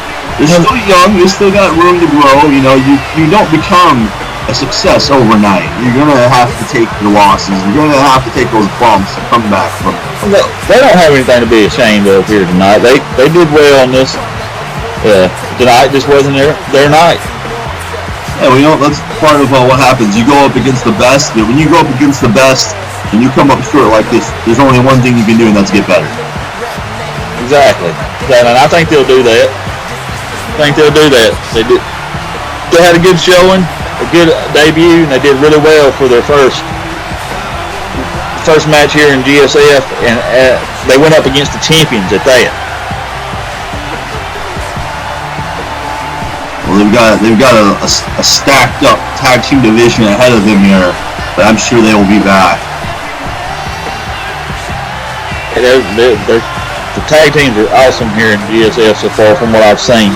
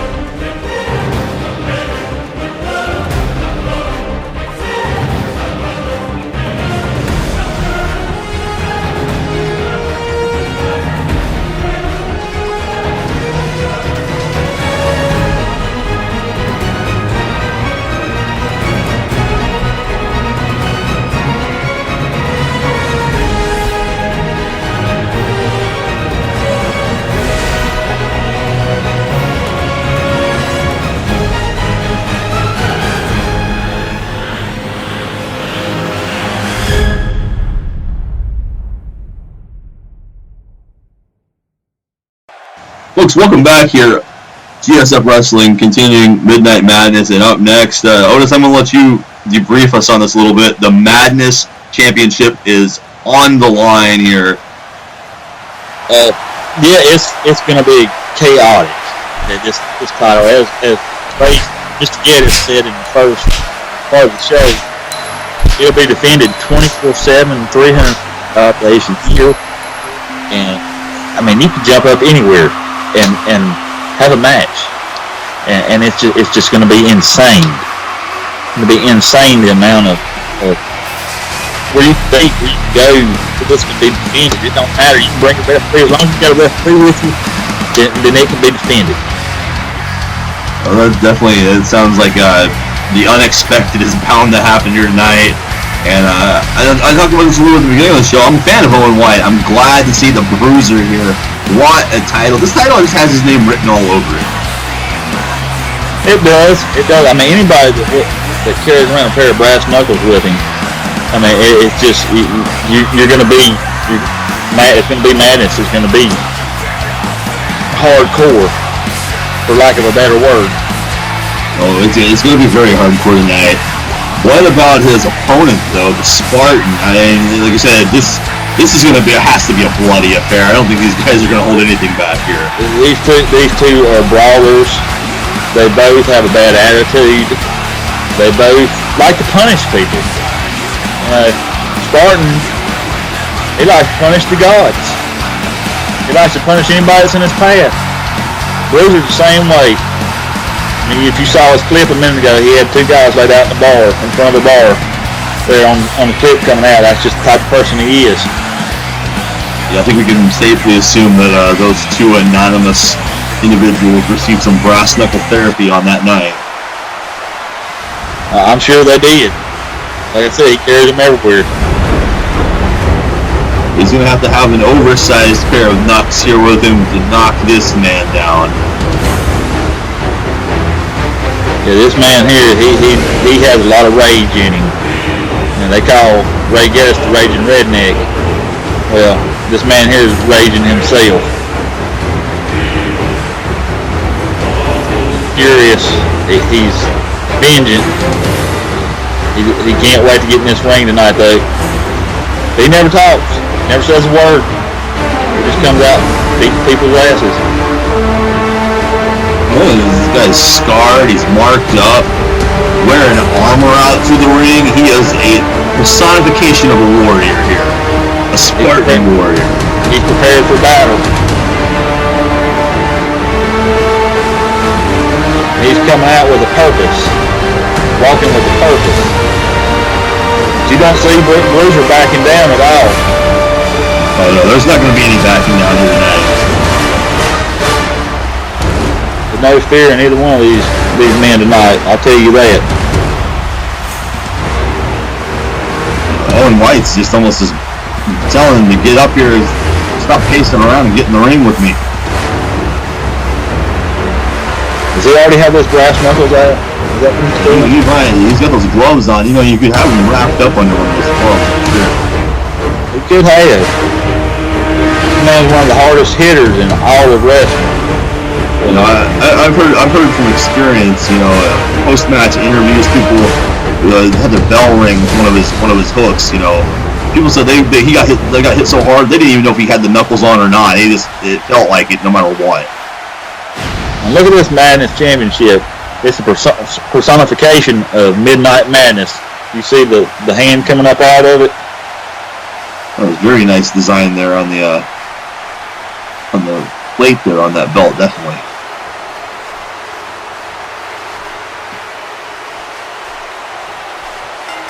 Here's the bell.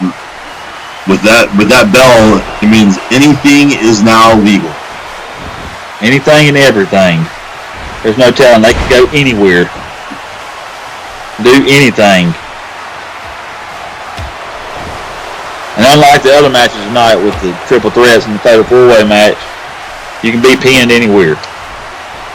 Or submitted anywhere. And we talked about those matches earlier, that was definitely a deciding factor. The pinfalls had to occur in the ring. But yeah, this plays into either of these men's strategy. I mean, you take that ring away, that becomes no longer a part of the equation.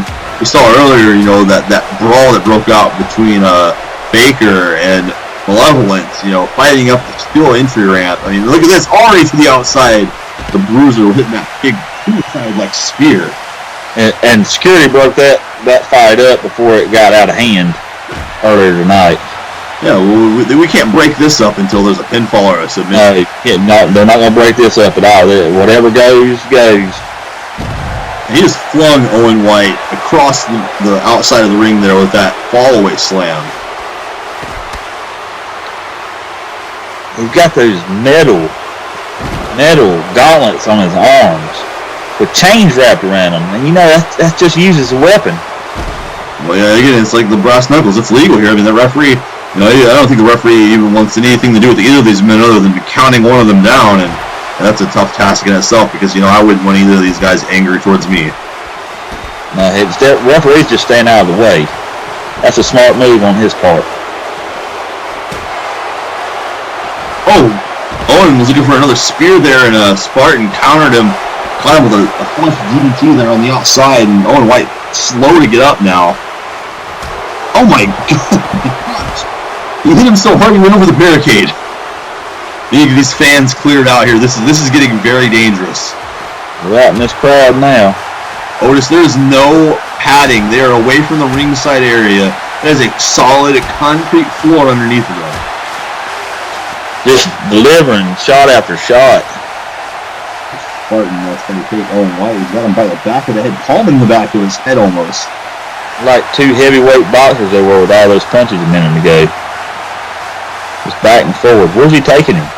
Hopefully they don't go up that flight of stairs.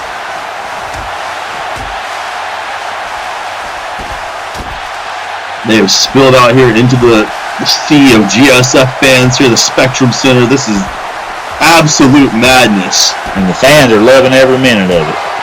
Owen White, he stumbled and he tripped right back over that guardrail.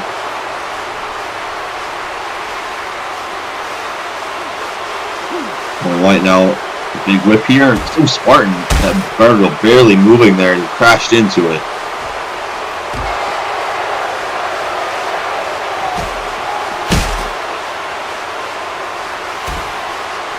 Right, steel to the face. I'll tell you what, we predicted this one right. This has been no wrestling match. This has been a straight up brawl. Oh wait, oh my, oh no! Oh my God, right through the barricade. And I don't know if you can see where you're sitting there for this, but I just got a good look at that on my monitor here. That barricade looks like it bent under the impact of Spartan crashing into it. He can barely get up. He's crawling away from that package there. There's no mercy in this match at all from either competitor so far. I heard that fans were so eager to get here tonight that traffic had been congested on the way in. This is like it. Oh, wait a second. Oh no! Oh my gosh! Oh wow, he calls that move the God Killer. Oh, look, the referee got in position and Owen White able to get out here. I was gonna make an analogy here. This is like, they said the traffic was congested coming in here tonight, but this is like if traffic was just stopped by a pile up. This is a car crash is what we're seeing here. Owen going back using weapons, that's what he does best. He's gonna have to use something to take down this Spartan, and oh no, that chair just got deflected right off of right into his head. Oh, there's a German suplex. Dangerous maneuver here outside of the ring. Elbow right to his shoulder. I just want to reiterate that Owen White speared Spartan through that barricade, and Spartan is now in control of it. It just shows you how much is it going to take to slow this man down, even just to put a chink in his armor. This, like I said, hey, he's full of rage and vengeance, and he's tough, man. He's tough. I can't reiterate that enough about Spartan.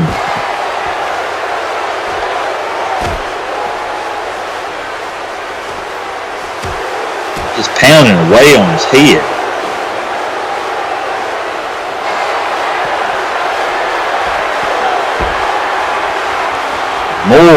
More German suplexes. He's just really taking the fight out of Owen White now. He just folded him up with that last one like an accordion. He's stalking Owen White here again. No, he's not going to hit him with that outside of the ring. Certainly not. No. Oh my goodness, that's got to be enough. That's got to be it. Ref was out of position a little bit again. He didn't even get one count on that. Spartan here showing that frustration now, that rage we're talking about. Looks like it's about to boil over. That had to be just pure instinct to make him kick out there before the ref ever counted. And Owen White just threw the back of his head into those steel ring steps. And we said this was just going to be a brawl, and that's exactly what this has been. Look at this. Big pump handle slap. Oh my goodness. Onto the tear. Spartan needs to make a cover here. He's got Owen White severely hurt now. Get that God Killer again, and now this under that steel chair. Look, he can't make the cover here. He looks like he's a little bit winded. That might be the drawback here, wrestling in those gauntlets. You know, throwing punches is probably like throwing cinder blocks. Or Owen White caught him with that steel chair, and it looks like there's some blood dripping down onto the ringside mats here. Not the announce table. Well, I was going to say it survived this far, but what a Did you see that? When he threw that one down, it hit him right in the head. When he threw the monitor down, that monitor has to weigh 10 pounds. It hit him right in the head. Look at this again, throwing the back of his head off the mat this time. Bruiser's looking for something here. Oh, wait a second. Oh, what a choke slam. Will that be enough? Oh, he wants more. He's picking him back up. Not even going for the cover on that. He should have gone for the cover. Spartan. Oh, wait. Oh, I was going to say, he got countered, but he counters him right back there. Oh, no. Not another German. Oh, onto the monitor. And he held on to it, too. Owen White. There's no telling how much damage that did. Oh, not another one. Oh. This is almost just hard to watch at this point. These two men are out to maim each other here.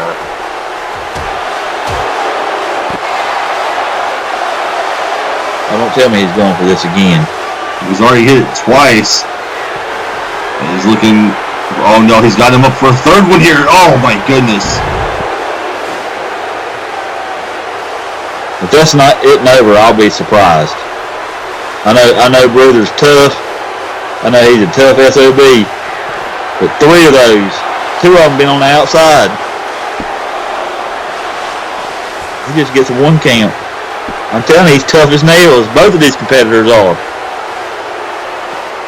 Spartan is going to have to figure something very drastic out at this point. Owen White, it seems like he's got the cardio here, the fortitude just to continue this fight forward. And Spartan seems to be the one who's actually running out of steam. Oh my gosh, Owen White. Or as you get back up here, this is going to get ugly.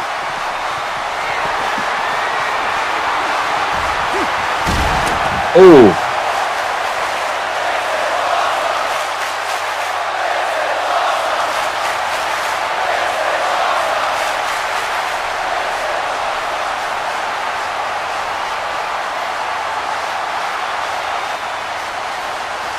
Am I still on?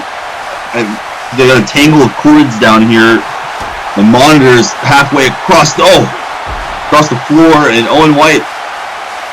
I'm guessing I'm still on the air here. Owen White hitting that full Nelson face buster. Am I back? Can y'all hear me? Sound clear to me. We got cover here. Owen White after that DDT. No, Spartan kicking out now. Still not enough. These two men have been through hell tonight. Hold on to your seat there. Make sure that they don't use one of our seats as a weapon. They could. Anything can be used as a weapon in this match. Anything that's not nailed down. Yeah, Spartan's trying to crawl here towards the barricade. I don't think he knows where he is right now. He is a mess. He is just covered in his own blood. And Owen White is just incensed by this, using that steel chair as an absolute battering ram right now.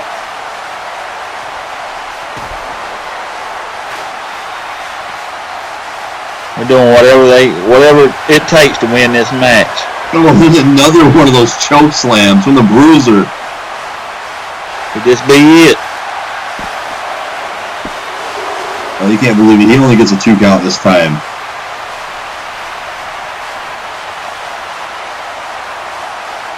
I see getting out. What's that, a baseball bat?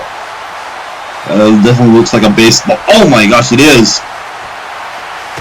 Oh, straight to the head again. What's it going to take to keep this guy down? Both of these men showing so much heart.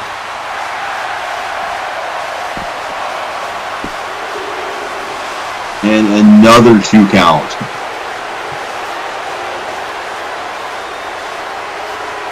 Oh, for a shot there, and a steel chair got disarmed from him. There's a nice spear, though. And look, right back to the steel chair again. It's been effective, no doubt.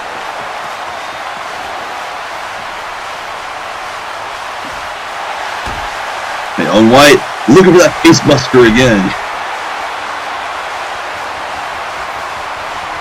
Drives his head right into the concrete with that.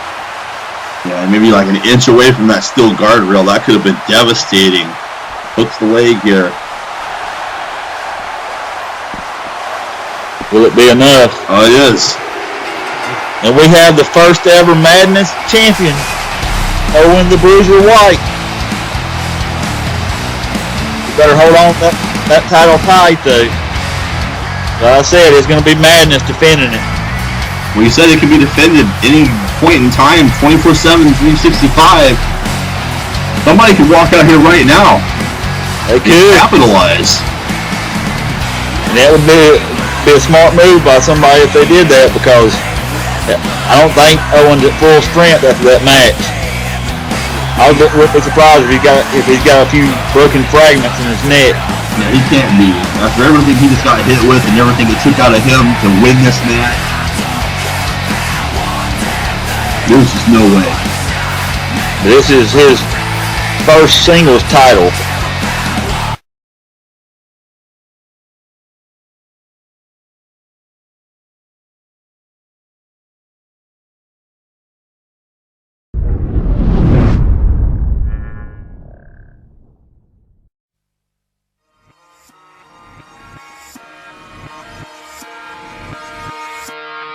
It's war and peace is more than beef. Must uphold the code we swore to keep. It's life and death, it's blood and sweat. We fight for love and respect. It's man to man, it's hand to hand. You make your fist, you take your stand. Prepared to throw down whenever it go down. Under pressure, don't fold, man, hold your ground. You got your pride and I got mine. It's all out war when you cross that line. I'm from LA, I grew up fighting. After school, no rules, clash of the titans. Writing from experiences, most of what you hearing is flat out. These ain't serious, ain't never seen no parts of a fight. That's why they ain't got no heart in what they write. I walk with my head up and down to go head up. You can't walk the talk, then homeboy shut up.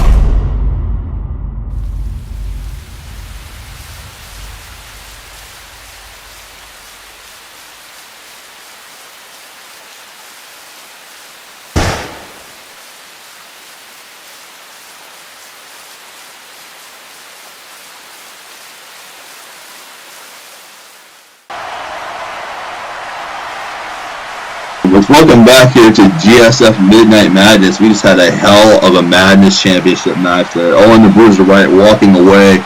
We're going to take a look at our upcoming main event here tonight. Sudden Death, Mike Sutton, and Riley Reynolds. What do you think about this one, Otis? That's going to be a hell of a main event, wouldn't you say? It is going to be a hell of a main event. As I said, Sutton's looking to make an impact here. He was our last Ruckus winner. And three-time GSF World Champion Riley Reynolds. It's going to be one hell of a match. Well, the Whites have gone down here, and that music can only mean one thing. That sounds like the co-owner here of GSF.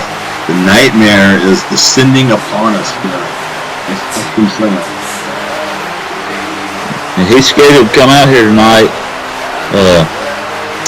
There's a vacant title here tonight.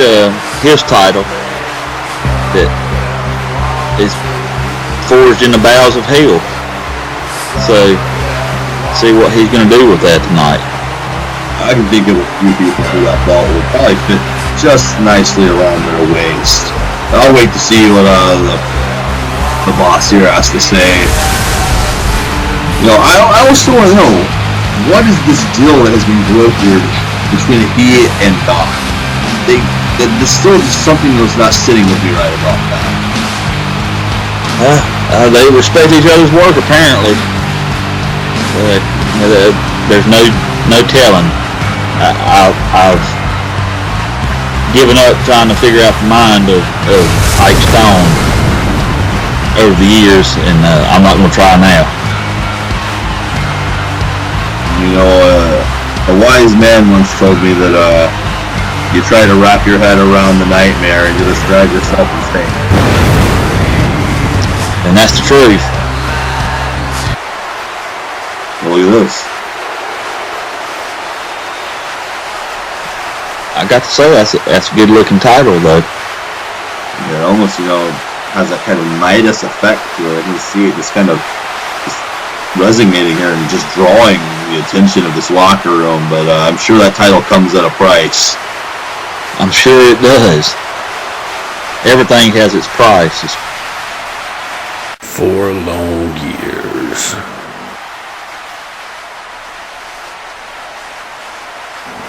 I have been away from GSF.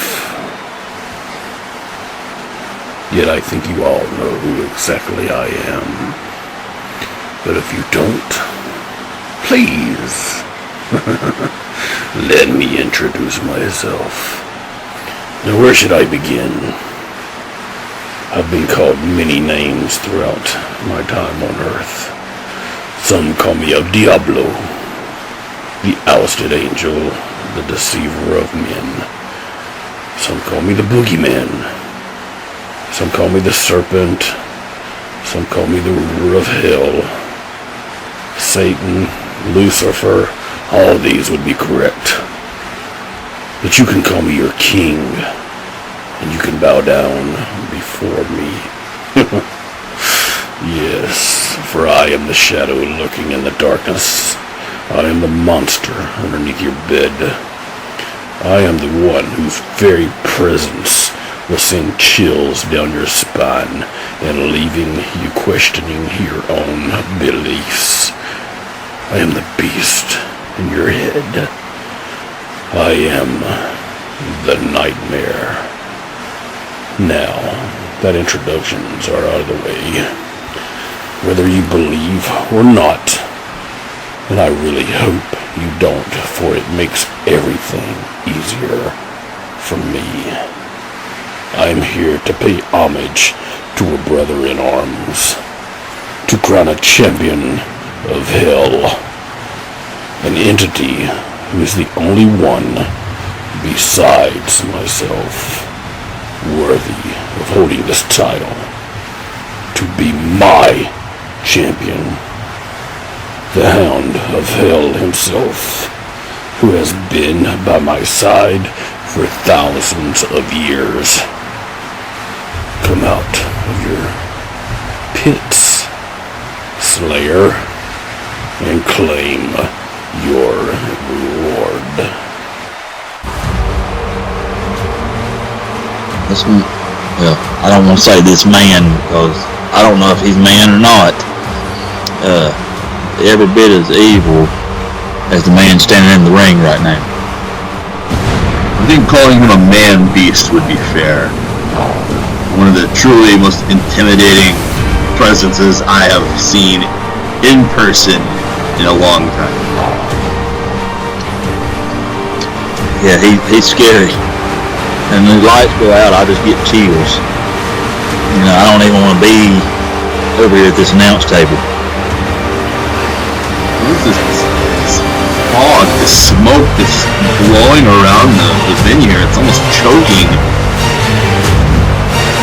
And it just get a dark, eerie presence just feeling from both of these guys.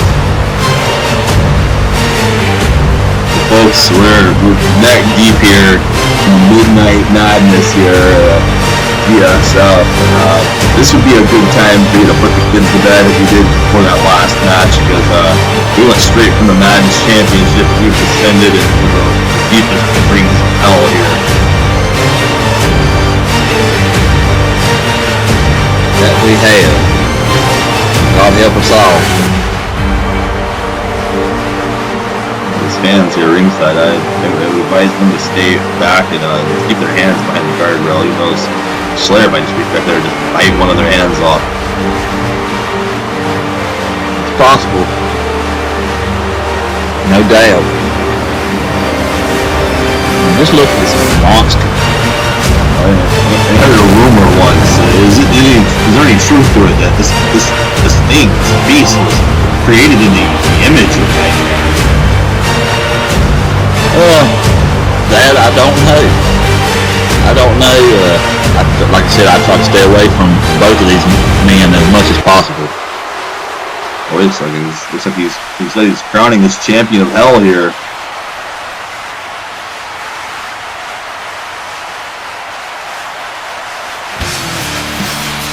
Oh boy, hold on a second though. Hold back on. Music. Chris Knight. The chess master, the true chess master.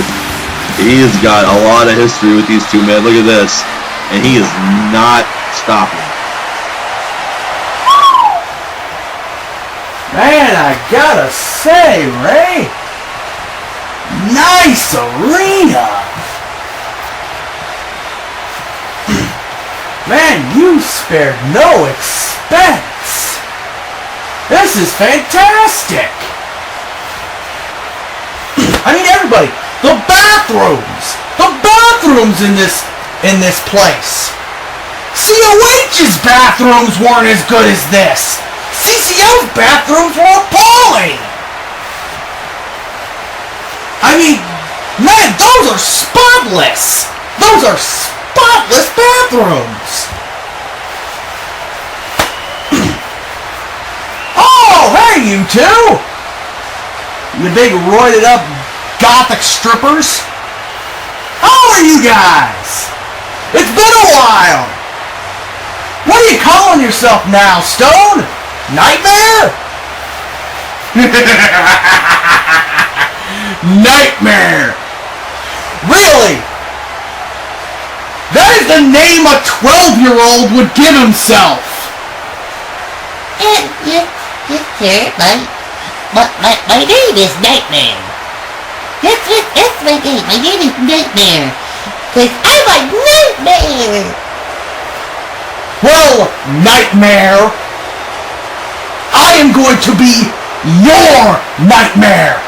You can give that title to him all you want. You can say that title has magical, mystic fucking powers for all I care. We still have unfinished business. And at the end of the day, I'm gonna make you pay. Cause payback's a bitch. So you've been hanging around the bathrooms, a fitting place for feces. The filth and waste of this miserable, desolate, God-forsaken world. People like you make it easy to do my bidding. I see you're still angry that I gave your wife that little present all those many years ago. Something you couldn't possibly give her. Serenity. I have that effect on people. My very name means morning star, and I was the star of her morning and afternoon and evening, and again the next morning. You won't pay back for me blessing your wife with that gift. I'll make you a deal, Chris. And deals are, of course, my specialty. You have to first go through my champion of hell to get your redemption at me. So at our first FPV, you can be Slayer's first opponent for Hell's championship. And if you beat him, you can get me. But that's weeks away, and I know, you feeble mortals want your chance at gratification now, not later. So you will only have to wait 1 week, just one, because next week you will face the Slayer and myself in a handicap match. Next week, you're gonna wish you had stayed in the toilet you crawled out of instead of walking out here tonight and spewing that feces out of your mouth. Until then, sweet dreams. The next week, right here, it's going to be a handicap match. Those two mammoths versus Chris Knight. I don't like Knight's odds. I'm still trying to process what we heard here.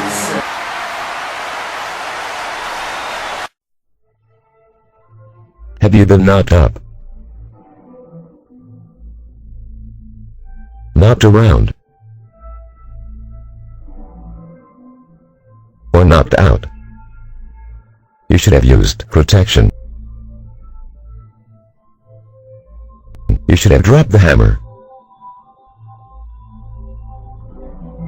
and called THN Protection Agency. Stronger than any other contraceptives out there, guaranteed to protect against even a Trojan army. Call 1-800-THE-HAMMER now.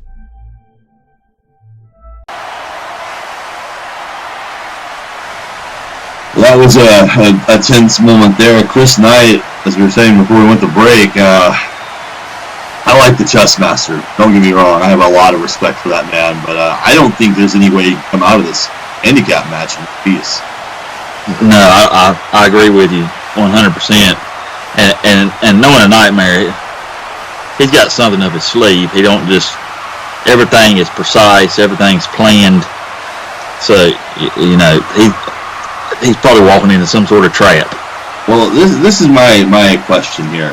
Chris Knight has been known to be like a mind games, a psychologist, if you will, of the ring. But is Nightmare in his head after what happened 4 years ago between Nightmare and Chris Knight's spouse? I'm sure he is. I mean, I'm not gonna lie. I'm a happily married man, and if that happened with my wife, I'd still be wanting vengeance 4 years later. So, yeah, that would probably shake me up. I'm a happily married man as well. I'd say you're probably braver than I am, Otis. If that happened with me, I don't think I would be an employee of this company. I don't really want to go to war with somebody with the capabilities of Nightmare, especially when his champion is that monster Slayer. No, I wouldn't either. Knight's a brave man. He's a brave man. Right now, Cobra, Chris McIntyre, and Rudo are getting ready to set for battle. And the Cobra's making his way to the ring now. And we are continuing the round robin tournament here for that international championship. We've seen a lot of things come out of this round robin tournament already.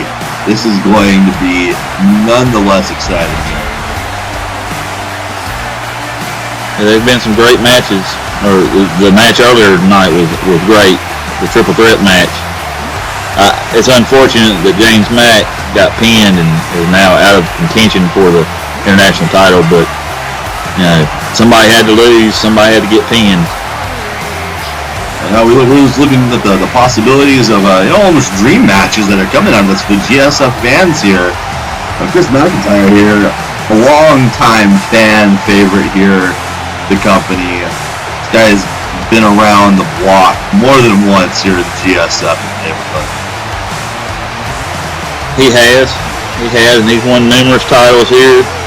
He's a big name, and the fans love him. You know, you can't go wrong with homegrown talent.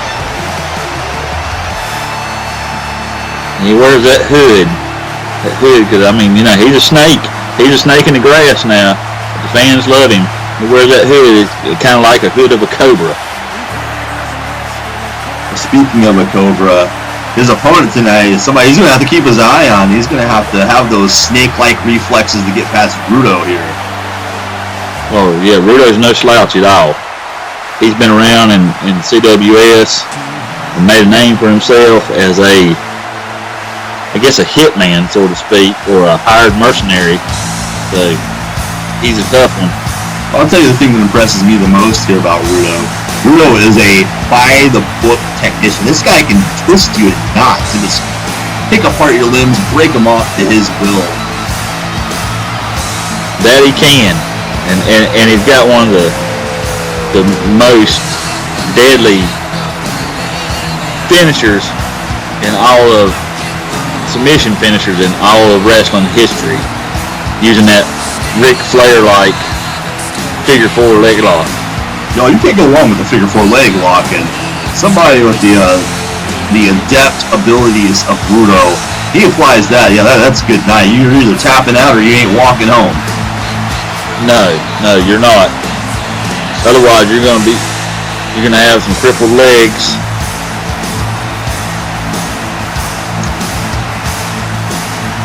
You know, and you gotta think in a situation like this, you get that applied, and you try to advance in this tournament with a bad leg. You're already one wheel down. You don't need to go into the next stage of this tournament in worse shape than you came in. Oh wait, look at McIntyre here. He's on him from the go with the DDT. Yeah, he caught him right there. Bell rang and a quick kick, and then dropped him, and now he's all over Rudo here, putting the boots to him. He struck fast, just like a snake. Oh, and taking Rudo off of his feet with that resounding knife.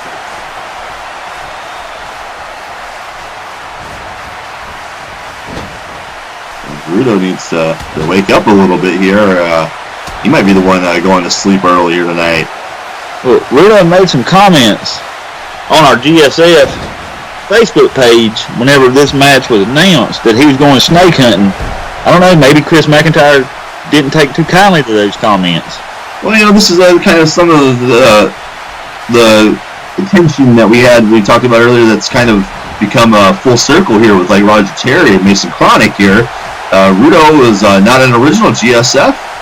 He's not an original member of the roster here. McIntyre is another fan favorite. There's going to be this hostility here, and you come in here and make some comments like that. You can imagine to get dropped on your head in the opening minutes of the matchup.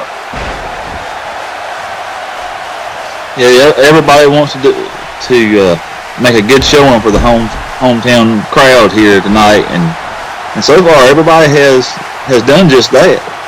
Now, I mean, don't get me wrong, we've had some new talent shine as well, but our homegrown talent is shining through here tonight. As I said, you can't go wrong with the homegrown talent here, and looks like Rudo's finally getting some offense in, but look at this, McIntyre, Cobra cutting him off here with those punches, and then right back on him, scoop slamming. Thanks again.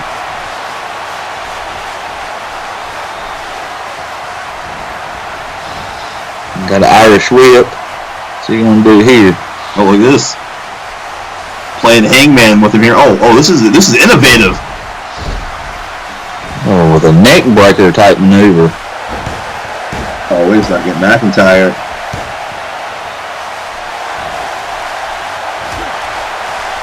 He's getting fired up here and just teeing off now. For another neck breaker here. Rudo, in trouble.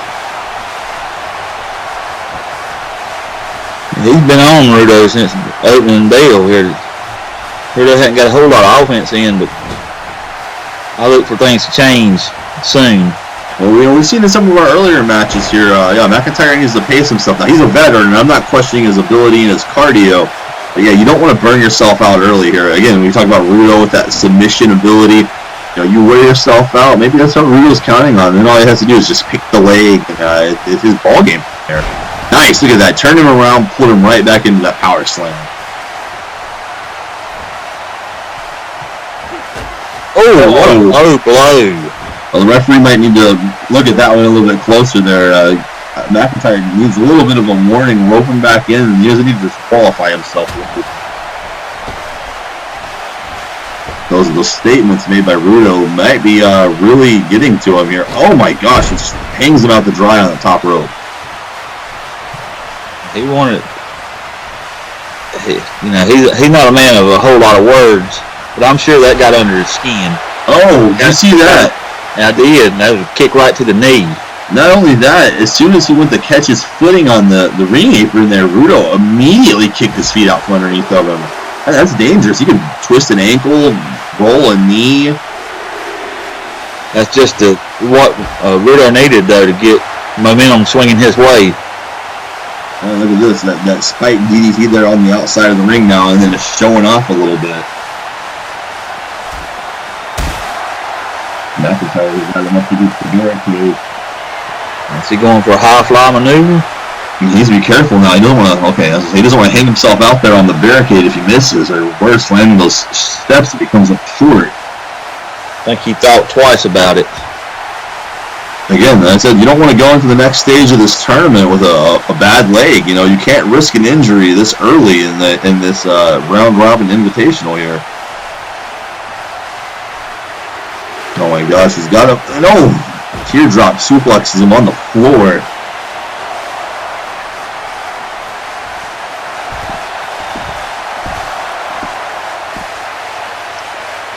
Forehead. Oh, under the hood. A version of it, anyway. Yeah, he caught him with that almost like a swinging cutter. So under the hood there. He needs to get Rudo back in the ring and make the cover now. So this match has got to be close to being over with after hitting that on the outside.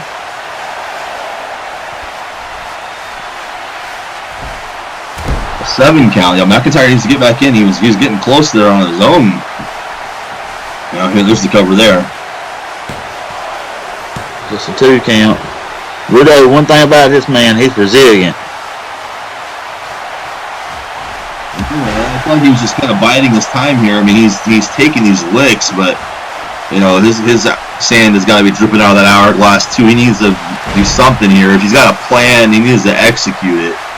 McIntyre has been just walking all over him so far.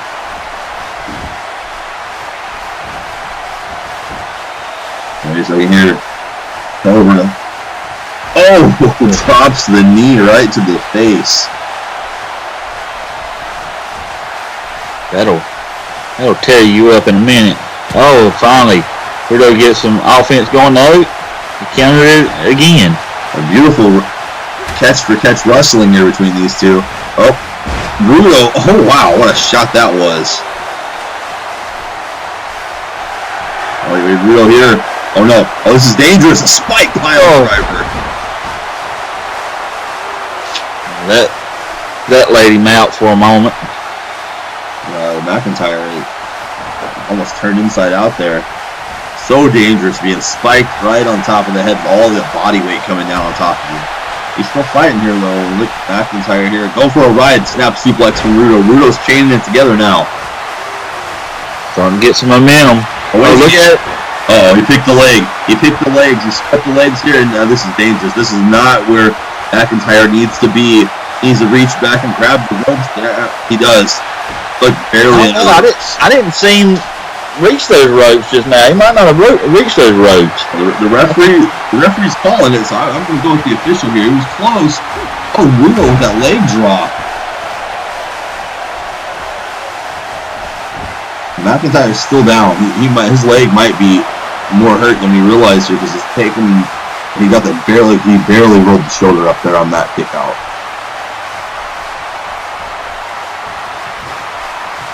Rudo here lifting him up. Oh! Suplex.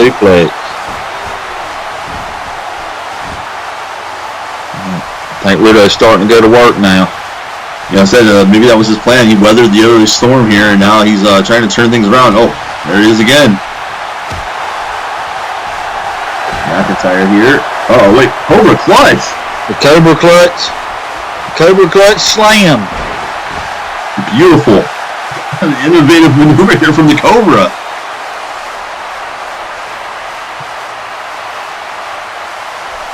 It might be over with here.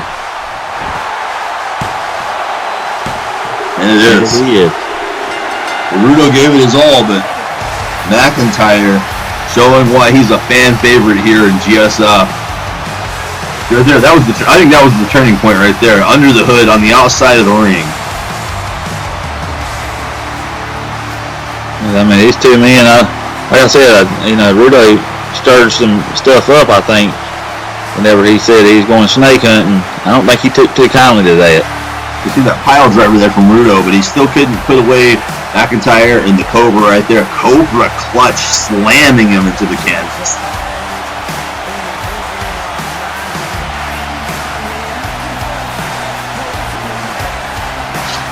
There he goes. Like I said, they love him here in Charlotte, North Carolina. He's still in running here for this international championship. Well, Rudo is too. Like I said, everybody's round robin. They're going to be at the end of the thing a fatal four-way match that get the FN. So, you know, it's just seeing who. Oh, what's going on here? Rudo looking for the handshake here. Wait, hold on a second. Oh my gosh! Another under the hood. Rudo looks like he might have had a turn of, change of heart there. We thought Rudo was the one who was coming in with all the disrespect, but McIntyre not having any of that.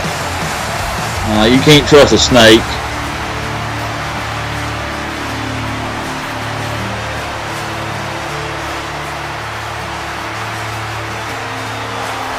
He's walking out. Rudo's getting back up. I think this might not be the last we're going to see of these two here in GSF.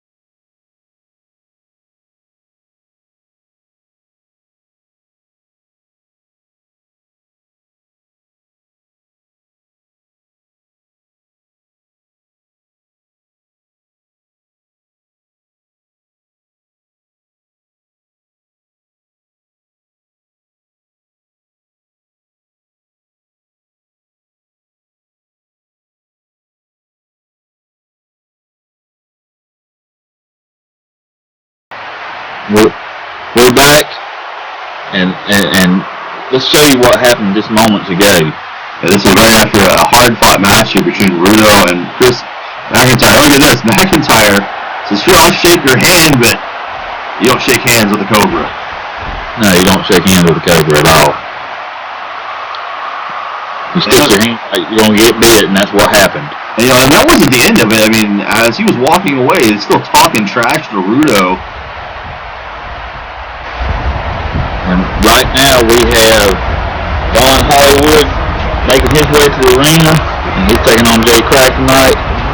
And these two are well known around the world of wrestling. This is an incredible matchup here for this inaugural episode of GSF Midnight Madness. This is like a super fight feel between these two. It is a couple of, well, they're not really heavyweights in stature, but they're heavyweights by name. Vaughn Hollywood here. I mean, this guy, he probably believes that he's the only superstar here tonight. He probably does. He probably does, but he has every right to. He's the champion over in CWS, one of our affiliate shows.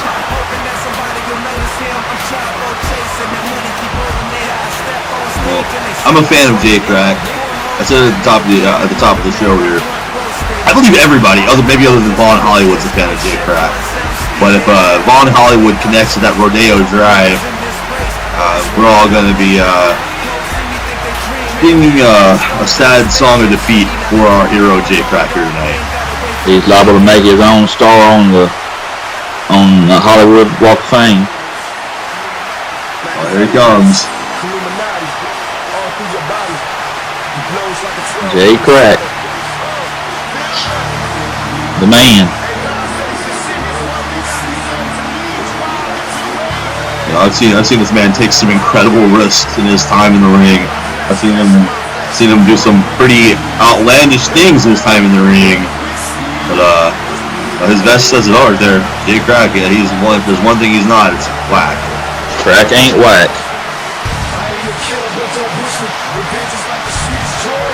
We'll see tonight if Vaughn Hollywood can beat his addiction. This is a little bit of a rivalry that carried over from CWS, isn't it not? I believe so. These two have had exchange of words, I know, on CWS. They'll continue here tonight with more than words. There'll be fists flying.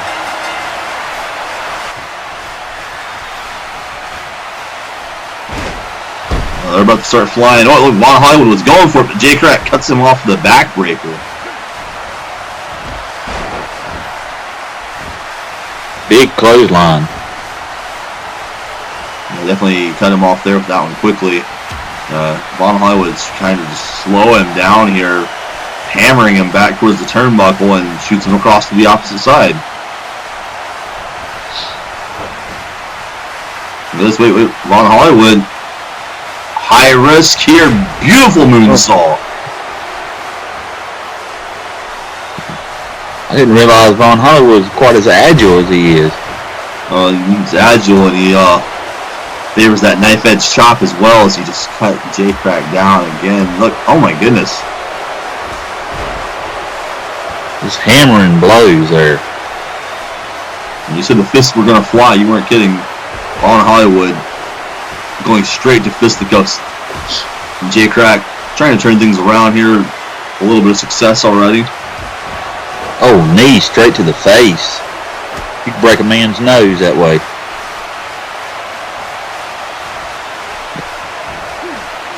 Vaughn Hollywood, though, turning things around again.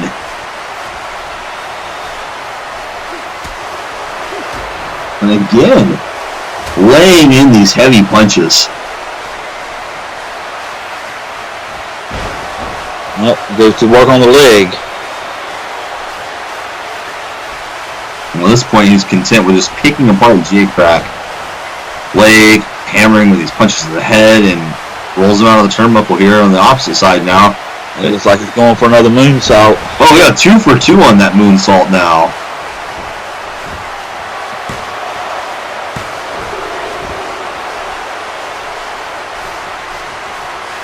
He went for the quick cover there, too, after that. When Jay was trying to get back to his feet, he gets cut off there and dropped with that DDT again. And look at Hollywood. Look at him. He's making himself right at home here. The Spectrum Center. Oh, and just hanging J Krack out there to dry on the top rope. Dropped him right across his gullet there. Jay fighting back, caught him with the double axe handle. Trying to get some momentum here. And another double axe handle. Stomp right to the small of the back. This Hollywood trying to roll to safety here, but J Krack is stalking him from the top rope. J Krack sometimes he can fly as well.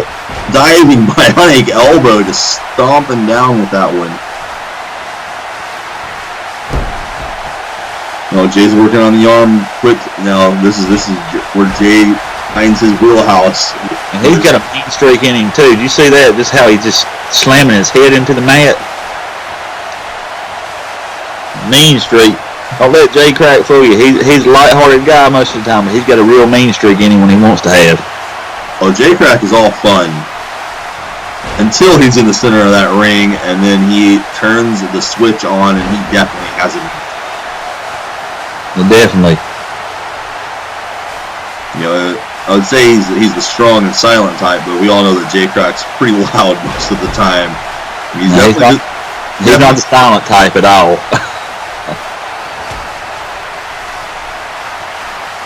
Von Hollywood here, he's got him by the back of the hair now. Oh no, this doesn't look good for Krack here at all. Oh, he couldn't even get his hands up and block that shot to the throat.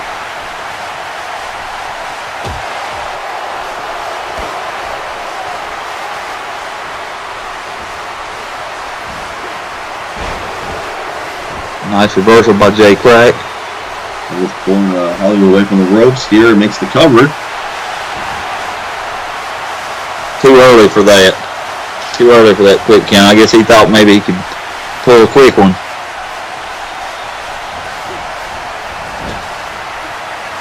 Von Hollywood now with the cross, but there's a reversal of his own. Now, Krack sent for the ride there. Von Hollywood, a little do-si-do, lands behind him in a nice takedown.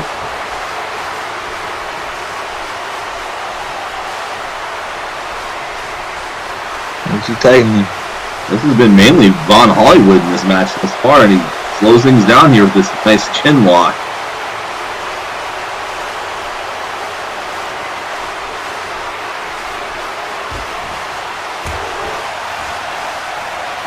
Hey, who is that? That's Nate Aikman. Nate Aikman, oh, he's got a steel chair. He just hit Von Hollywood. Wait, he hit the ref. The ref rung the bell, and he just got all three of them. He just laid them all three out. Something's going to have to be done about this. You cannot strike a GSF referee with a steel chair, let alone strike them on a... Oh, no. Von Hollywood. The Iceman's got him up. The Iceman just put the Ice Age on him. On Von Hollywood. Where's he going now? He's going out here to Krack. Jay's still recovering. That steel chair shot took a lot out of him here. What's this?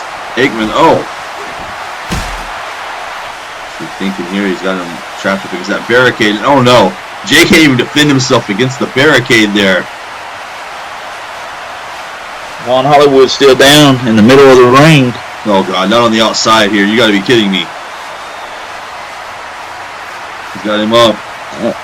He's got him up. The Ice Age has arrived again here to Krack now. Well, we're having a really great matchup here, and this man wants to come out here and ruin a good thing for the GSF fans. Why did he do that? What's the purpose behind that? Von Hollywood's still down. He's starting to come to now, it looks like. Krack. He's still like either these men have no idea what just hit him. I don't know, this man, Nate Aikman, he's a force to be reckoned with.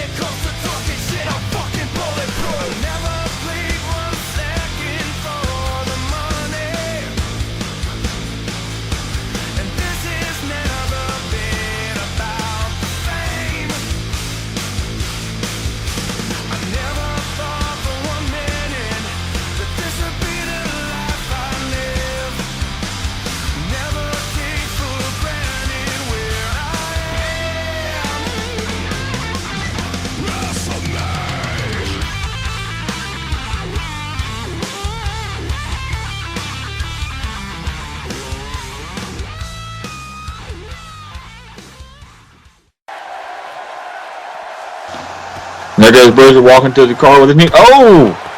Wait a second. Who is that? Oh, that's Nathan Roberts. It's marvelous here. Sledgehammer. But this is what we alluded to earlier.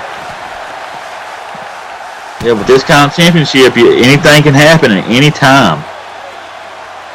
Owen White's in a predicament here. He's in a bad way. Out in the parking lot.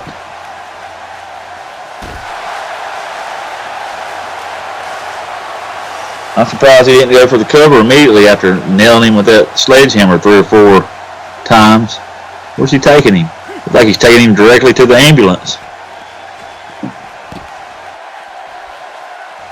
Well, you know, obviously, I think he wants to inflict more damage here, and dropping right there on that concrete parking lot. Oh man, it's just after everything that Owen White's already been through here tonight. Oh my goodness. Oh, and he hit him with the bottom dollar right there. And oh no, and just like that. An ambush from behind. He lost the championship. Where's he going now? I don't even think Owen White knows what happened. He didn't even have a chance to defend himself here. You get hit in ribs or in the back with a sledgehammer. Oh, he's going to pick up the belt. He's walking off as a new champion. This is Bruce Gibbons. I'm here with the supposed #1 contender for the GSF World Heavyweight Championship, Mike Sutton. Now, Mike, there are others that feel perhaps they should be the #1 contender. Wes Wade threw his name into that pot earlier tonight. I just wanted to get your thoughts on that and the match. Weeds has sprouted up everywhere, wanting a shot at the title. Wes Wade can talk all he wants about being the #1 contender for the GSF World Championship, but he knows, Ray knows, and the whole world knows it should be and is sudden death Mike Sutton. If there was any doubt before, it's damn sure gonna come to an end tonight, because I'm not just gonna beat Riley Reynolds, I'm gonna hurt him. I'm gonna end his career as I did my brothers, Ryan Zodiac's, Cadillac Edwards, and numerous others. The same way I'm gonna do to anyone else that lays claim to being the #1 contender by shattering their skull. That means you too, Wes Wade. I didn't reap the nickname Skull Crushing Machine by chance. I think it's time I remind everyone why. Like the Roundup slogan says, the only good weed is a dead weed. And death comes to us all. It doesn't matter how you face it. Bruiser just lost the title just like that. Just like that. Just like we said earlier, it can happen at any time. But we're getting close to our main event now. And did you hear what Mike Sutton had to say? Just the tone of his voice has me trembling here. That guy, he sounds just completely unstable and unhinged. You know, what kind of man threatens to do that to another man here? You know, with the world watching at home. He don't. Most of the time, if he threatens, he does it. He took out his brother. He's taken out. Cadillac Edwards. You have come here from all over the world because society has been for the use. Well, here comes his opponent tonight, Riley Reynolds. And this man here needs no introduction. GSF title. He 3-time GSF World Champion. He's done it all. Everything you can imagine. He's been at the top of the mountain for a long time. And I just, this should be a good match. And Mike's going to have his work cut out for him if he's going to do that to him tonight. Reynolds, his guys have heard the same threats being made. He knows what he's in store for. He's going to have to play this one safe. So, we were speaking of #1 contenders. You could throw Riley Reynolds' name in that #1 contender hat too. The same way Wes Wade threw his in earlier tonight. The same way Mike Sutton's thrown his. because he's got the credentials. Well, I hate to question this guy's logic here, but it's not the same thing as Big Money, who have been the GSF Tag Team Champions throughout. I mean, they can have another Ruthless Rumble, they can have one a couple months from now, and redetermine who has the next, number one contendership coming their way. So I mean, just to say I won that 4 years ago. Right now, that's just saying that's all it was. Yeah, and I agree with you to a certain point, but I also see his point of view on this too. Yeah, I mean, it was his big opportunity, and it was kind of yanked out from under him by Ray Gettis in his eyes when Ray shut the company down. So I can see it in his. I can see his point of view, but I can see everybody else's point of view as well. Well, he's definitely entitled to his opinion. But, he's a pretty impressive looking guy here. I'm pretty sure he could have probably found work anywhere else and carried on his legacy. Apparently he's got some kind of penchant, some kind of vendetta here with GSF that he's out to prove. And it sounds like it has to do with Ray himself. I think a lot of it does, just from what he said here tonight and what he said earlier whenever we found out that GSF was going to make its return. He called out Ray Gettis by name, and he wants vengeance on Ray Gettis. He feels cheated out of his spotlight, his opportunity to get the GSF World Title, and I can see that. I can see why.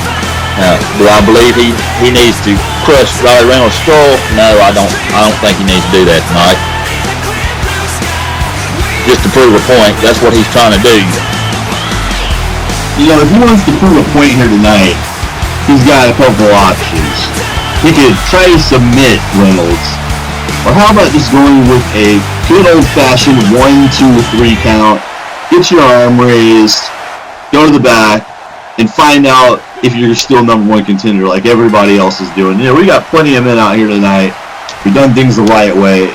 Crushing another man's skull is attempted homicide in my book.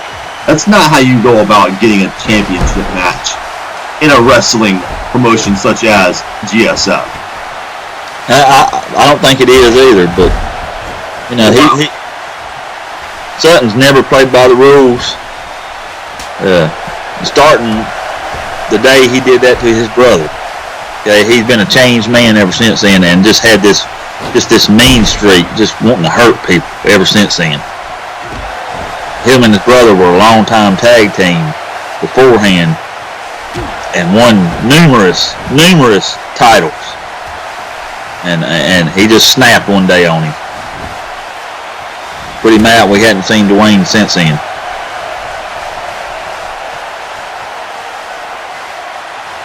Reynolds here with a nice counter. Irish whip there into the turnbuckle, and now he's getting some momentum here. He's going to have to keep moving. I mean, when you have a crosshair on your skull, and something that could be potentially lethal like that, he's going to have to really up the game here. So, it sounds like Sutton is he's not here to win. He has no interest in winning this match. He just wants to hurt Reynolds. That's what it sounded like to me, and, I hope he doesn't hurt Reynolds. I hope Reynolds can fend him off, but we'll see. Reynolds with a nice short neck breaker. And from the second rope, he kind of dove over him there, put a little half turn on it to drop that elbow. That was incredible. And a spinning heel kick there off the count.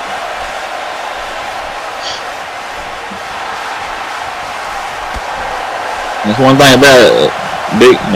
Mike Sutton might have the size advantage and the height advantage over Reynolds, but Reynolds has one thing that I don't think Mike Sutton has: a heart.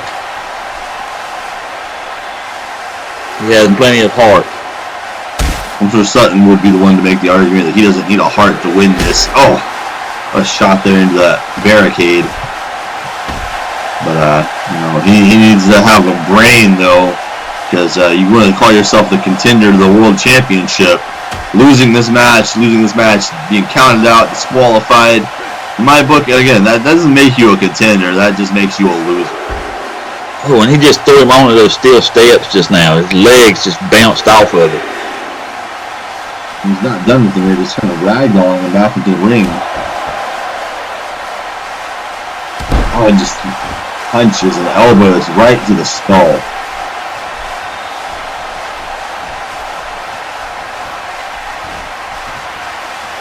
Nice counter by Reynolds. Yeah, absolutely. And oh, there's a nice jawbreaker.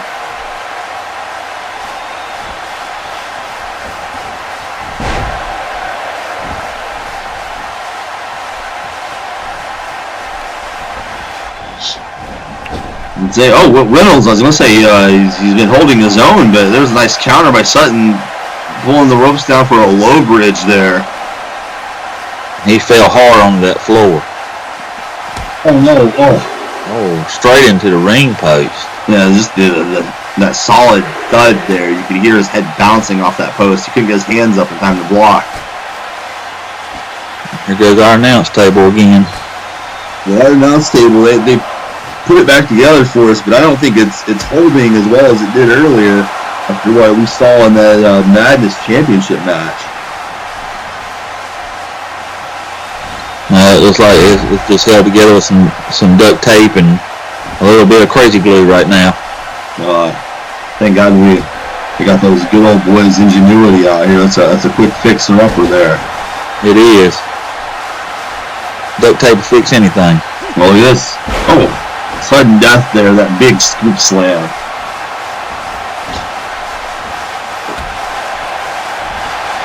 And oh, Reynolds high up on that one. Reynolds, look at this, turning the tide here. Oh, he's got him up here, something else. Come on. Oh! Double jeopardy. This could be over with. Caught him flush with that knee strike. No. Got too much left in the tank to go for it, even with that big finishing move.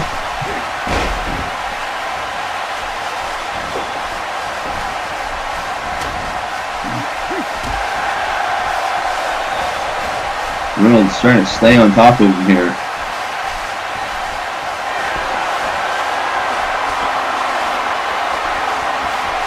What's he doing here?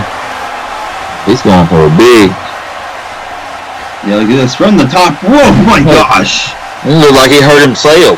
Yeah, he definitely landed kind of awkward there.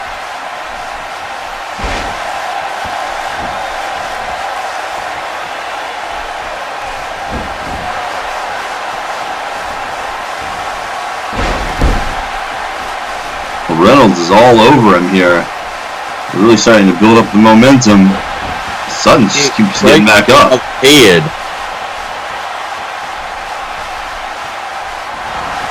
Oh, no, wait. Oh, what a counter. My God.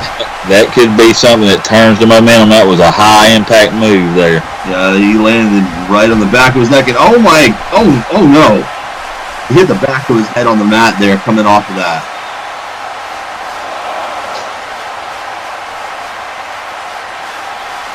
You know he's got to be a little woozy after that. Yeah, you hit the back of your head, that do all kinds of damage. Not to mention throw off your equilibrium and oh Jesus, right off the announce table where it's exposed now.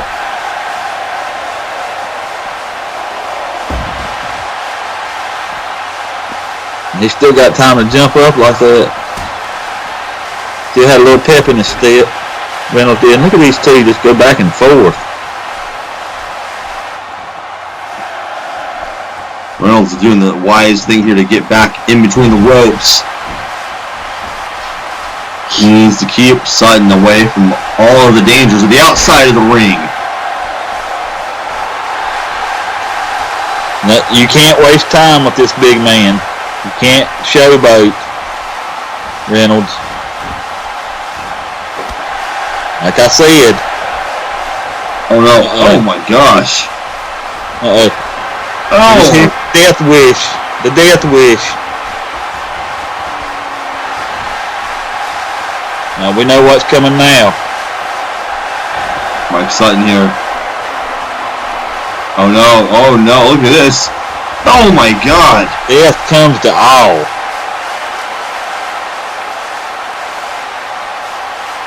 What a pile driver that was.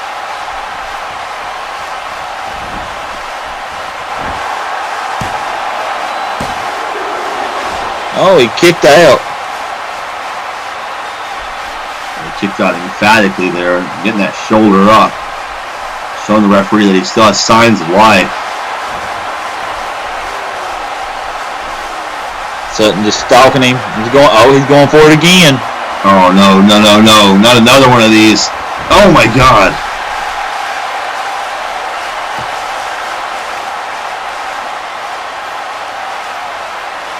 Right on top of his head. Death does come to all. And that's it.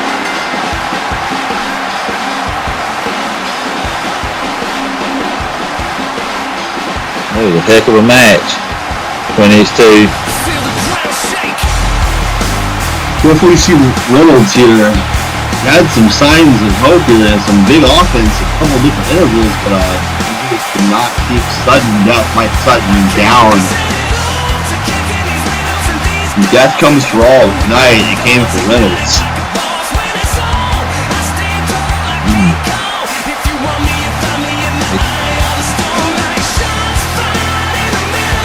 He went that replay where he kicked out. He kicked out of one. He wasn't going to kick out of that second one.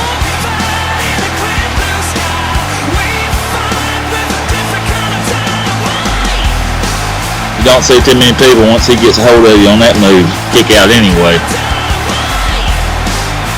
I would imagine so.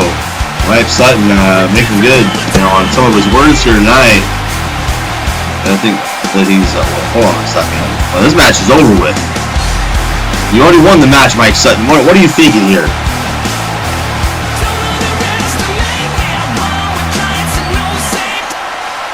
Oh God, no! Oh Jesus! Threw him like a rag doll.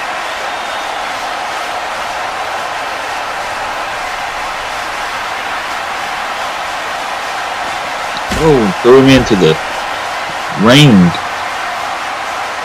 Well, Reynolds has already been defeated here. There's no way he can defend himself.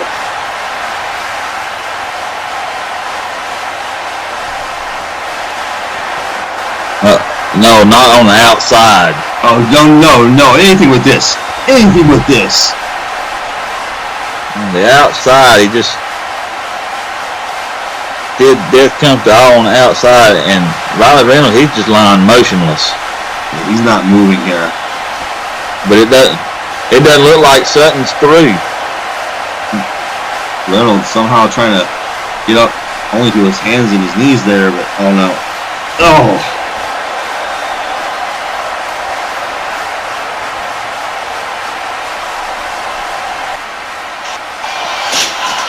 Oh, he just threw him over the steel steps into it, and he flipped over it. I can hear the impact over here. Reynolds in a really bad way. He just keeps laying it on him. Here comes our duct tape. We're going to see how strong this duct tape is, it looks like. Let's pick him up. Oh no. Oh no.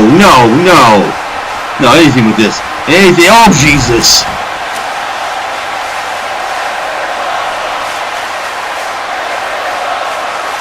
He might have ended the career of Reynolds with that right there. He made a promise. He said he was going to try to end his career tonight. At least he hasn't done the one thing yet that he said he's going to. We don't give him any ideas. He's standing right next to us. He can't hear me. He's too busy with Reynolds right now, trying to make his point. Look, he's had enough. He can't even defend himself at this point. No, he can't.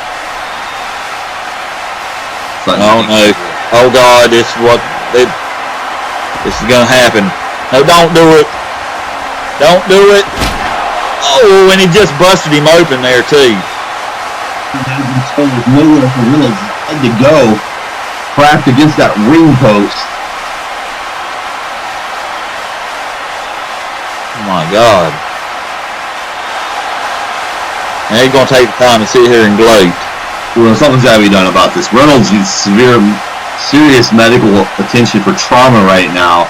Sutton's still not done with him. I hope you're real proud of yourself.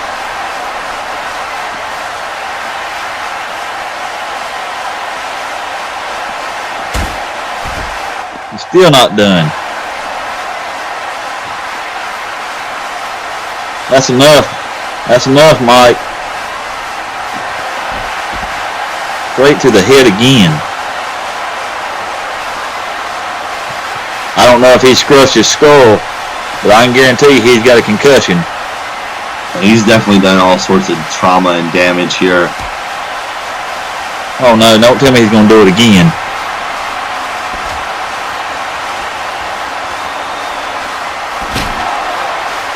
Not again. Another shot there right into that post. Really, I can't stress this enough. I don't know if my headset was damaged in that spot to that table there or what, but we really need some medical attention out here for Reynolds. And we need security out here to get Mike Sutton off of him before there's any more long-term damage done here. And the ref just he's standing out of the way. It looks like, oh, one more time for good measures, I guess. I mean, look at it, just limp, lifeless body. He's in a very bad way right now. We need to get some help for this man.